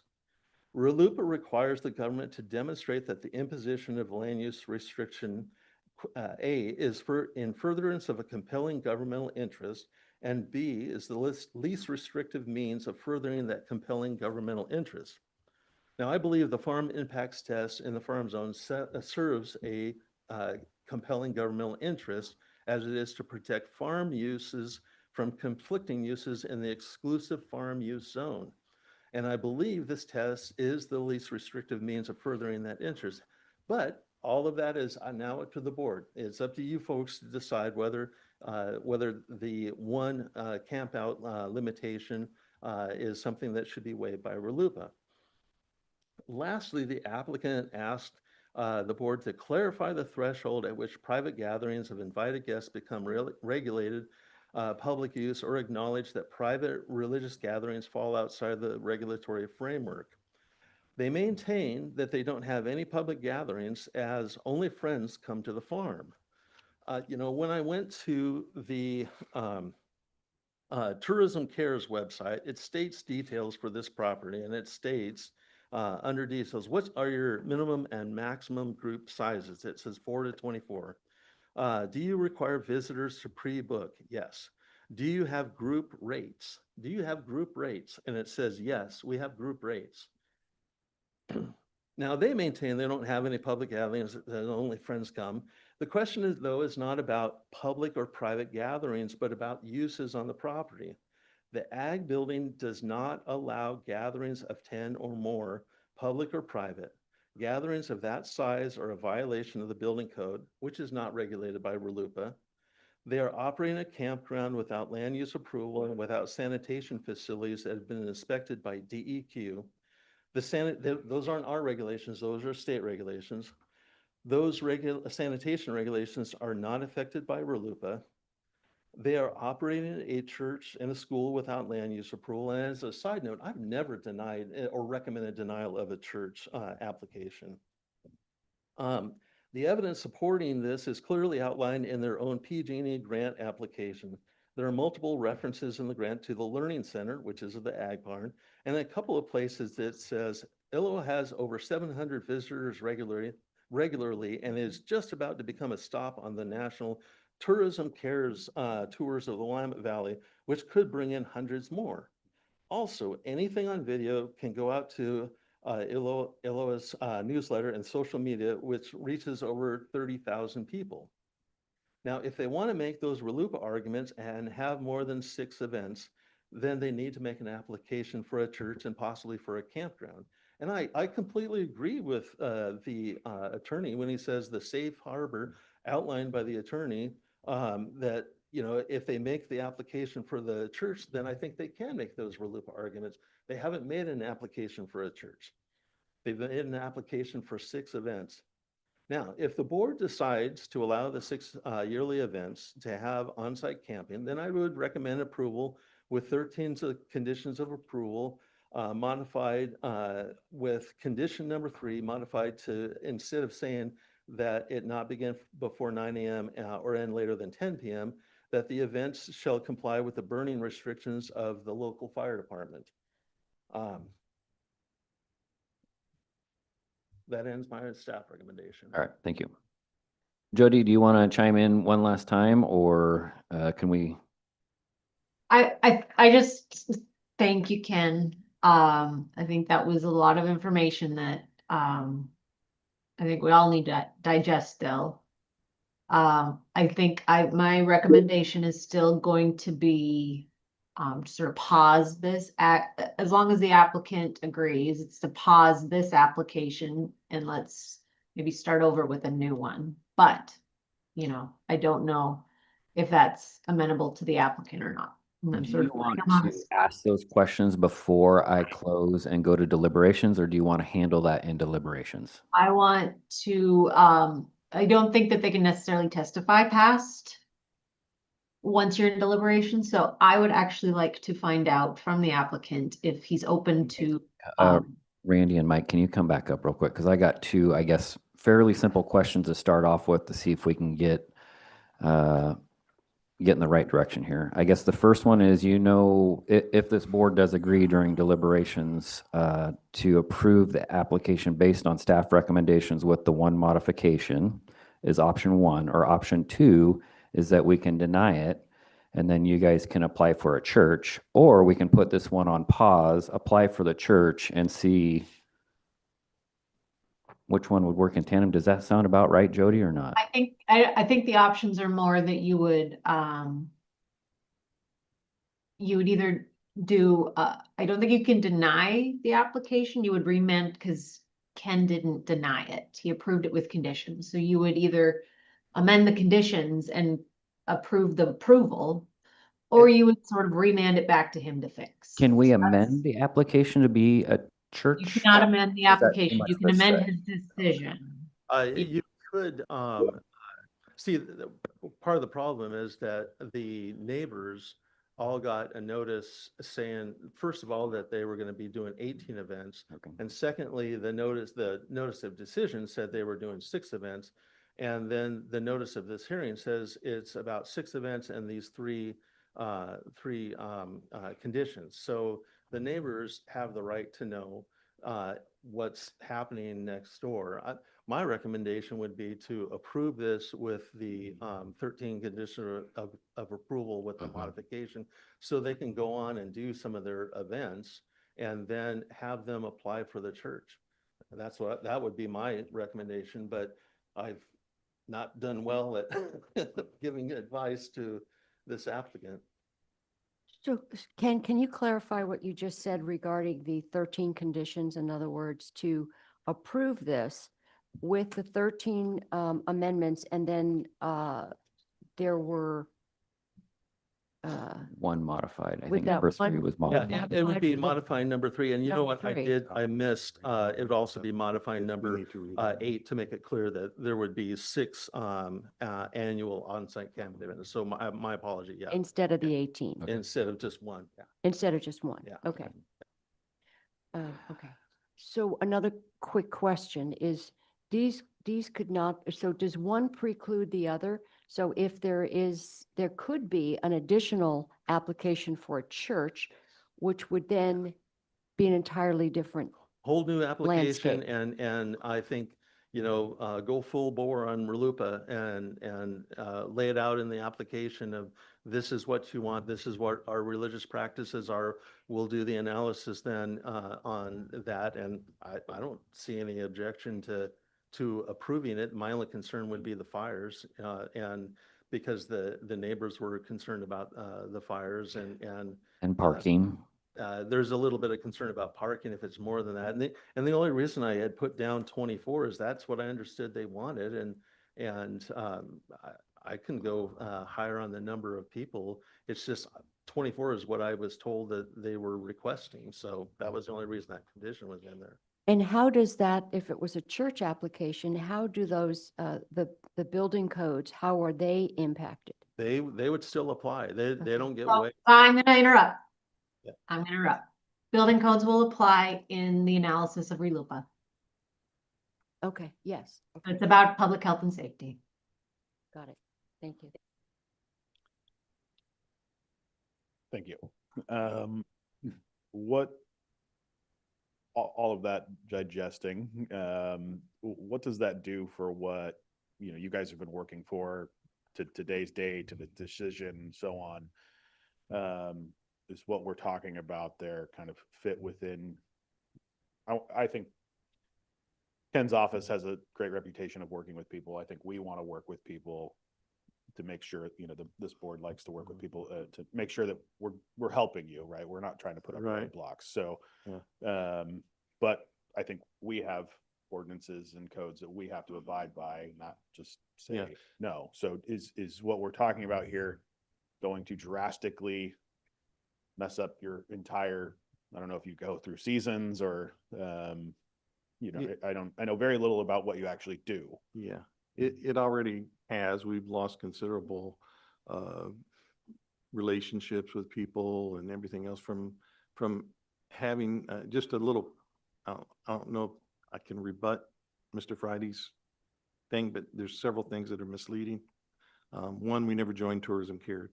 2, these pictures of people who were at the event came before, if you look at the dates, I said we would no longer have people there. And so, and then the solar array and all of that all came before that. Once we understood that Mr. Friday was dead serious about, because the county had not been dead serious with us when we were in Newburgh about the same issue. And that was the presumption we were going through. And I offered to give that knowledge to Mr. Friday in person sometime. But once we said in November 27th, 2025, that we will not have people in the building staying overnight, et cetera, we did not have anyone after that point. So that sounded a little misleading. So we are a church according to Oregon law. A 501c3 religious organization is treated exactly like a church.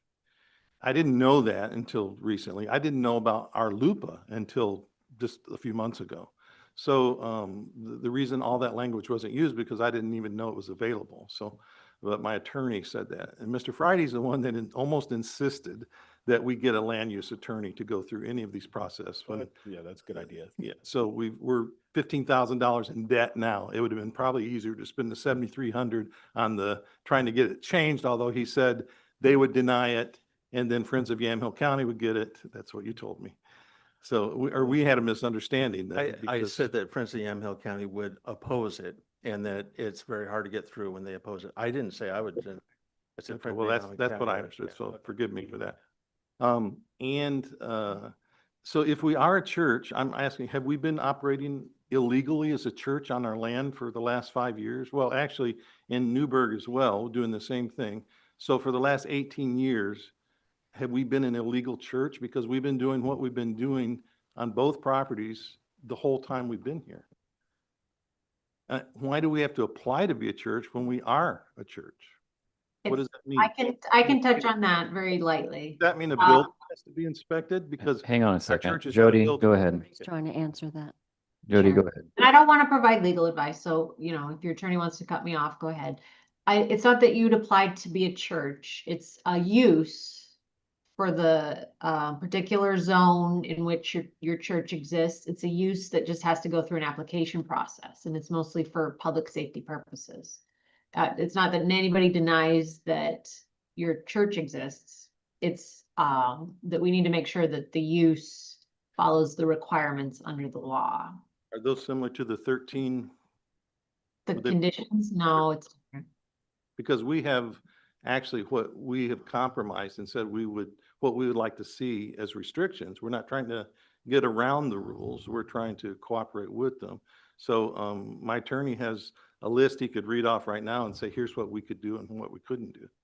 So we're glad to do fire safety and other things like that, but there's some things that we just can't agree to, like we can't cater a 3-day weekend event. It's just, and that would So- take everything we do. So All of the requirements for religious uses require sort of a factual analysis. So whatever the accessory use is, besides what we commonly think of as a church ceremony, would go through sort of a factual analysis. does that include a building? A building, if the building's not the church, then I would say that that's probably an accessory to the church, and it would go through that analysis. But I don't know your property, so I'm not sure. It's our church. I'm sorry, what was that? Our land is our church. Okay. It's not about the structure, it's about the use. So see, these are the factual analysis pieces that we'd go through bit by bit. It's hard to do it verbally on the fly. Right. Yeah. But I do think that if you submitted a church application, we would be able to work through these questions. So what's the hang up with, let's address the church application. What's the hang up? Are you guys willing to apply for the church application? What that means. Yeah, I don't want to speak for Randy. I don't know the answer to that, but maybe I can help clarify, as I understand it, is, we are in this posture today without weighing in on the journey that led us here in this moment, because we've applied for this 6-event agritourism permit. And the argument that we have made is that that particular structure is unconstitutionally restrictive of your practices and use. What's being, as I understand it, offered as a alternative is to potentially, and this is what the commissioners will decide, approve or not approve the conditions with some or none or all of our requested changes, but that what they're proposing is that there's a separate application for a church use, which I have not, and in this moment, I don't have that statute or ordinance in front of me. I don't know what that means in detail, but it is a separate, as I understand it, and if the collective can correct me here, it is a separate ordinance and a separate framework for what type of conditions would presumably be imposed.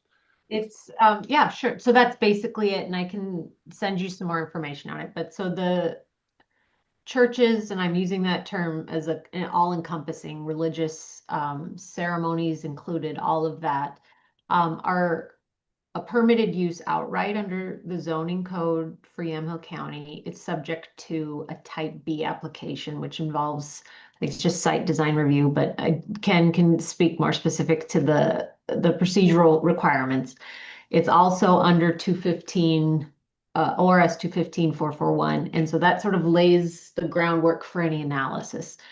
The problem with trying to fit this square peg in the round hole of agritourism permit is that it's going to require the board to decide which requirements of its agritourism ordinance, the section of the ordinance that's specific to agritourism, should be exempted and which shouldn't. And my initial take is that I'd rather that they don't venture into that and set some sort of precedence for future applications for agritourism events. That they instead treat the application like it's a church, which means an entirely different analysis. So that's me sort of going out there, laying it all out there about why I would rather that this agritourism permit sort of be rolled back and processed differently. Now, I know that you already paid an application fee, so I'm not entirely sure how that would work with Ken's office, but I would assume that the planning office would be more than willing to work with you to sort of make that switch. To answer Mr. King, yes, if you granted just the overnights, that won't work for us. That basically puts a stop to everything we're doing, right? So it doesn't help us.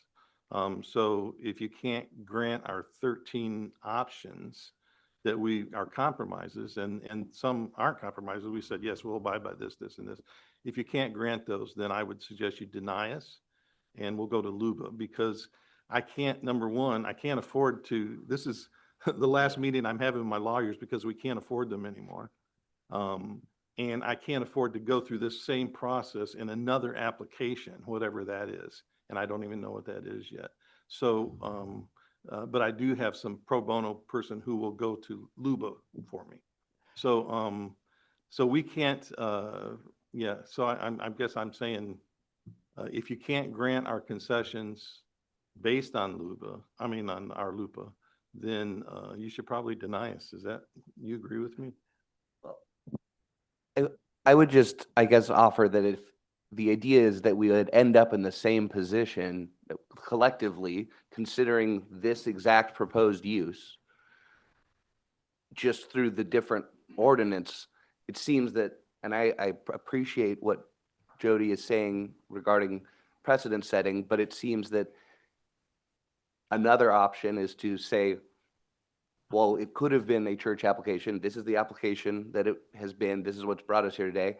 And if all of the RLUPA considerations and factors apply because of the genuine, sincerely held religious use, it seems like that's just another extension of the process, when it doesn't seem to me unreasonable or at least impossible to say, yes, this is the posture we're in, but we're going to treat it essentially as the application. Problem is, Ken already touched on it. We already put notifications out based on how this application reads and how the 13 stipulations are on there. So that's going to be pretty tough to do.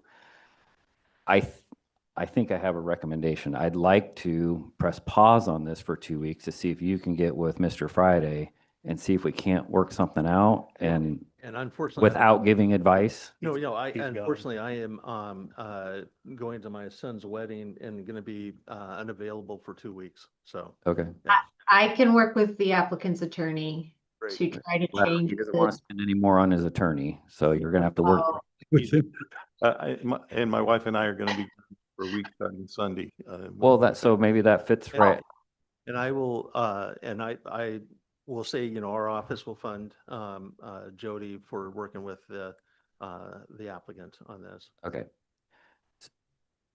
How does 30 days sound if we delay this for 30 days and see what we can't come to an agreement on either the 13 stipulations, which it doesn't sound like is the correct avenue, without us giving you advice, and then you can go get hopefully free advice on applying for a church application. Because I agree, our county, we're probably one of the best counties in the state of Oregon to get to a yes. And we're definitely going to try to do that for you, but we definitely have to work within our land use laws. So, and Jody, are you able to send me the church application so I can look it over? I think it's just a type B application, which is, Ken, it's just site design review, right?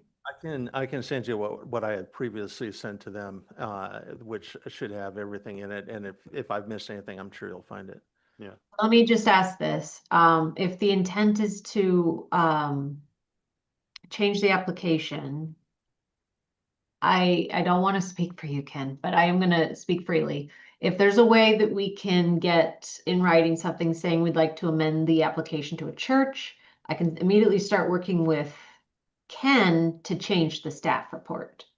And Well, change the noticing. You'd have to and re- notice it, yes. Problem is we have to then renotice it, which is fine. Yep, We'll do yep. it. And we're willing to do that. Yeah. Because I think that would be fine. I know you're going to be out though, so if I need to sort of step in and help with this in the interim, I can.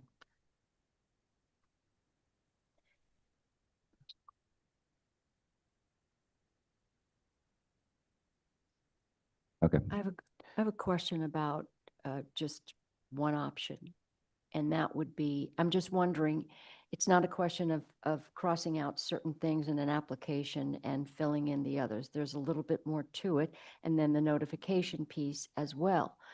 So I know we have dealt with and are currently looking at an upcoming church application, and it is distinctly Similar. different. And so I want to make sure that we're not just sort of conflating the two, saying it's just a question of crossing something out and typing something else. The other question I had is, would it be more advantageous, this might be for Jody, to withdraw the application and then to submit an application for the church application? Or is that just, kind of, anyway, just an option? I mean, So and I'm giving advice to Jody as the county. We're not giving advice on the church application. And Randy's already made it clear that he's not going to have, he's either going to have to come to his own conclusion on and feel comfortable with that because he's not going to have, but it's not up. I would feel super uncomfortable with any application giving advice on how somebody should fill it out. Yeah, and really, we can't control what the neighbors will feel like. If they get an application that says it's going to be a church and an ongoing thing, they might have more objections than they did with just events. but we will address those if they come in. I want to make that clear. I understand the implications of this. Go beyond the county. So Our neighbors are concerned about fire mostly. We always, before we have a fire, we always call the fire line that says whether we can have a fire or not, just so you know that. Yeah. Okay, so are you guys pausing this for 30 days and working with Jody to see what that looks like? And then we can pick this conversation back up in 30 days. Yeah, and I like Ms. Sterrett's recommendation, if that's possible. That sounds like the easiest way to do this. I don't know if that is, and I'm certain. It's certainly the cleanest way to do it, of withdrawing it and then reapplying for something else. If that's what you're saying is, would be you're agreeing with Ms. Sterrett about. I mean, oh, sorry. No, I was just going to say, I am certainly not giving any advice. I'm certainly asking if that is. It would be the cleanest way to withdraw this one and then reapply for a church application and have us go from there. Okay. Well, as someone who can give advice, just know, I understand and appreciate that, but I would ask that to the extent we don't make that decision in this moment, Yeah. we'll allow a more flexibility to determine the right path forward. Okay. So back to 30 days. Let's behind the scenes, you guys figure this out and then we'll pick this up. What do you want me to close the public hearing and then we pick it up at deliberations, or what do you want to do? Yeah, I'd say close the public hearing, pick it up at deliberation, and set it for a date and time certain so that we don't have to do a new notice on this. I could also add that having lived in 3 counties and having March 12th and having heard over 12 years people talking about how we do get to yes, I have to say some people have actually moved into this county because they could get to yes. So if anyone can get to yes, it's going to be our planning director, our planning department, and this and past and future boards, I would hope. So it really isn't a question of any kind of obfuscation or putting up any barriers. There is an effort, it seems like, bending over backwards to get to yes. So I just want to, that's my observation over I the would years. definitely take, if Mr. Friday ever offers meeting for more information, definitely do that. Take him up on that. So, okay. So Thank what you for I'm gonna- working with us. Absolutely. Thank And you. we appreciate everybody's time that they've given today for the input. It's very insightful for us. And with that, I'm gonna, okay. Okay. I'm going to close the public hearing at 12:43, and we're going to delay deliberation until March 12th. Cool. All right. Thank you all guys. very much.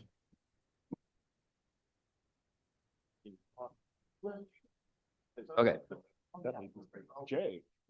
Well, actually, let me grab that just in case, make sure we didn't miss anything. Okay. Yes, K's announcements, K1. Hit it. We're not quite done not here, quite. guys. So if you give us a minute or We're still in the middle Wait, yep. of our We still meeting, in. so That's all right. Thank you. anyway, thank you for Yep, coming. thank you very Thank much. you very much. Thank you. Yeah. Thank you. Hey, thank you very much. All right. Commissioner King, kick us off. all right. Okay. We're still in a meeting. Hey, if you guys don't mind clearing or Sorry, folks, we're still in session. Thank Sorry. you. We're still in, yeah. Thank you. I'll make this quick. Friday, Senator Wyden had a town hall. There was no Senator Merkley usually has the local leaders ahead of time. There wasn't that, but I did have a chance to sit down with him for just a couple of minutes beforehand and really advocated for Parkway and the momentum that we have there. And the importance of just what we're seeing there, and he was in agreement that he would like to see that done. So that was definitely a nod to you, Chair, and the work that you've done on that.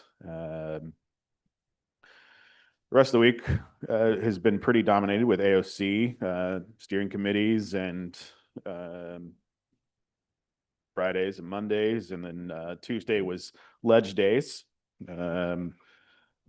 Steering committee that I co-chair with Commissioner DeBone out of Deschutes County, we supported House Bill 1516, which adds a little bit of protection for public officials and people who work in the office.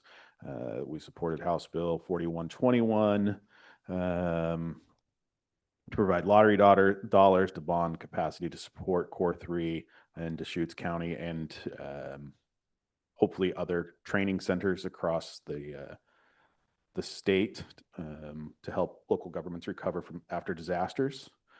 House Bill 4072 supported for enable courts to function in a more effective manner to potentially reduce costs for staffing on days when court dockets are overloaded. House Bill 4053 support EMS development in rural Oregon. These funds were designed to use a workforce development, technology upgrades, and training. And 4106 to provide civil and criminal liability protection for law enforcement who are tasked with carrying out these court orders.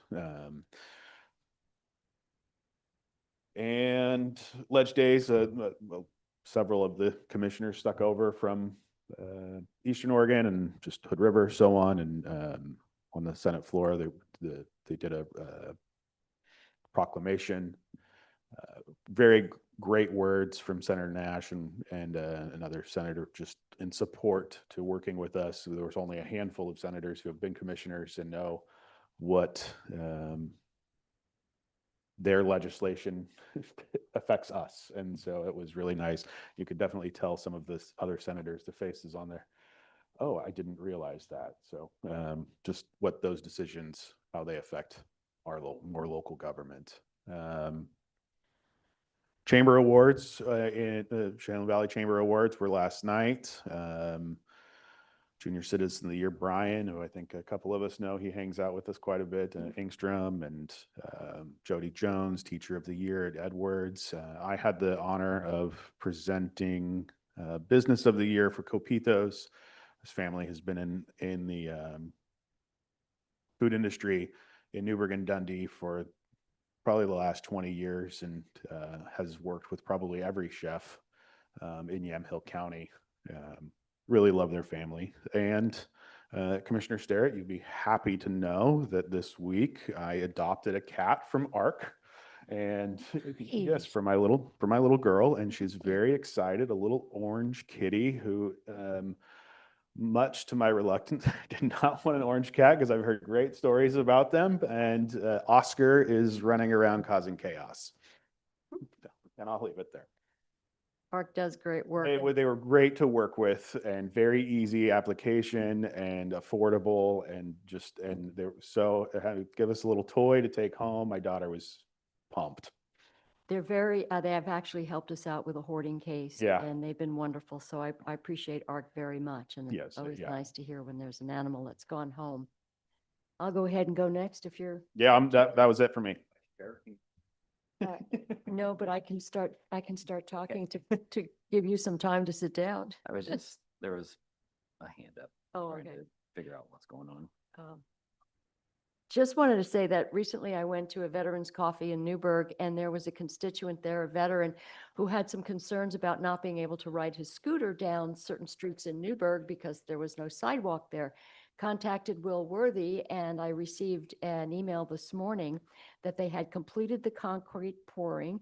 The sidewalk is now repaired, and this elderly veteran has been advised that he can now make his way over. It's over by Sitka. Anyway, so I just want to give a shout out to Will Worthy and the folks on his team. Number of bills, submitted testimony, and Monday was a very long session regarding a couple of bills that had to do with healthcare.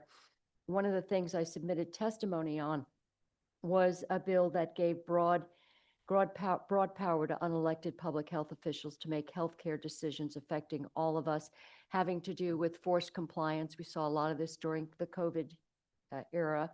Statewide one-size-fits-all overrides a doctor's ability to make decisions. Monday, thousands of people testified in person on Monday's hearing on moving the gas tax referendum to May. More than 250,000 Oregonians signed that, and it looks like the majority party is trying to circumvent that, as they are with another bill, which is House Bill 4145, which, if you've been following the Measure 114 anti-gun saga, it is now the new controlling language for Measure 114 as it winds its way through the courts. It more than doubles the cost of a permit, makes it virtually impossible for people to get their Second Amendment rights restored. So a number of other bills having to do with the kicker theft bill and suing businesses and backdoor tax and decoupling from the federal tax code, which is going to mean lots and lots more money into the coffers of the state and a lot less money in the pockets of people who thought they got a break during the HR 1. So unfortunately, the state seems to be hell-bent on continuing the march toward making it more difficult for people to exercise their rights and to keep more money in their pockets. I'm not going to go over a lot of the bills. A lot of them had to do with funding, Medicaid funding for our ambulance areas. Those of you who have been following the ASA situation know that 80% of the ambulance rides are performed by fire departments. The Medicaid reimbursement rate is abysmal, and they cannot continue to deliver the service. So there's some bills that are going to be able to shore up some of that funding. We talked about rural pharmacies and just being able, because we do have the second lowest pharmacist rate in the country. So I'll leave it there because there's a lot more bills, but Chair. Interesting. All right. Thank you. So last Thursday, we had our MWACT meeting. And so where we're at in our process will be about another 30 days, but we're trying to prioritize projects in our Area 2 region with ODOT to give those to ODOT's, you mean Christmas, Commission on Transportation. We're prioritizing that because we're going to be competing with other regions throughout Oregon.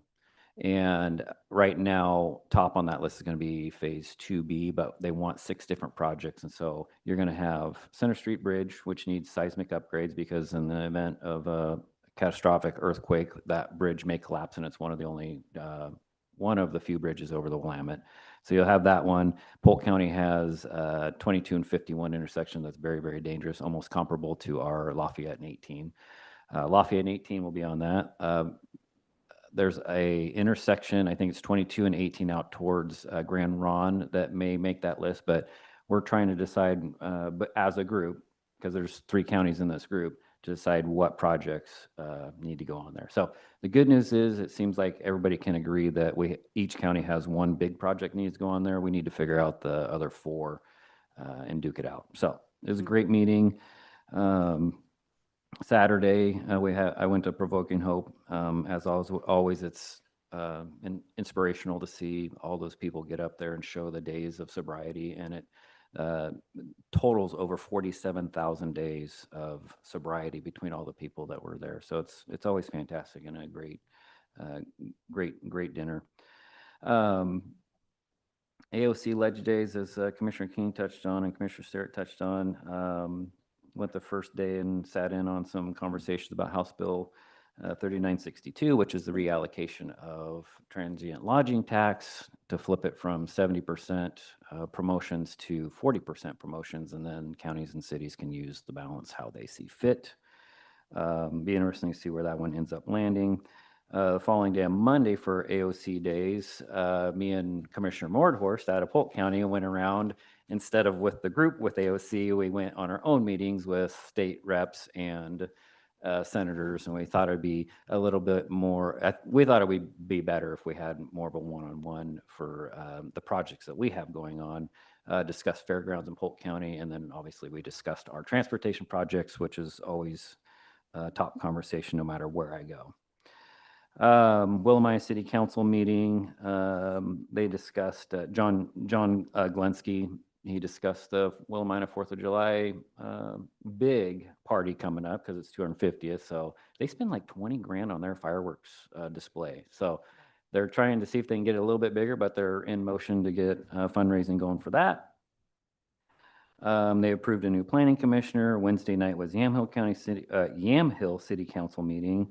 They discussed their Parks Master Plan update and are getting ready for their budget. So tonight, just a friendly reminder, there's Cascade Steel greeters after hours at 5:30 at Cascade Steel, and then Lafayette City Council meeting at 6:30. Is there anything else for the good of the order? Just give a quick update that construction's proceeding in the Government Services Building. In fact, we're a little bit ahead of schedule in some areas. So we're going to be looking at our next big moves here in the next couple of weeks is going to be Health and Human Services, DD, Veteran Services, and Enhanced Residential will be moving into the 2nd floor. That work's supposed to wrap up here in the next week or 2. Like paint next week, right? Correct. Yeah. And so we're already getting ready to start vacating some of the Kirby, because we have that lease is going to be up on the 10th. And I think the other one, it looks like the sale of the public health building is close to the finish line. Cool. And then I also saw that for the admin offices and things like that, offices are framed, but so work's proceeding on that. So we're also going to be looking at getting closer to some actual move dates for the rest of the team to further occupy that building. So pretty exciting to see all the work, and kudos to the contractor. They're doing a really nice job. Yep, they are. Thank you. All right, cool. Well, with that, I'm going to close this out at 12:57. Thank you, Jody, for your time. Thanks, Jody. Thank you, Jody.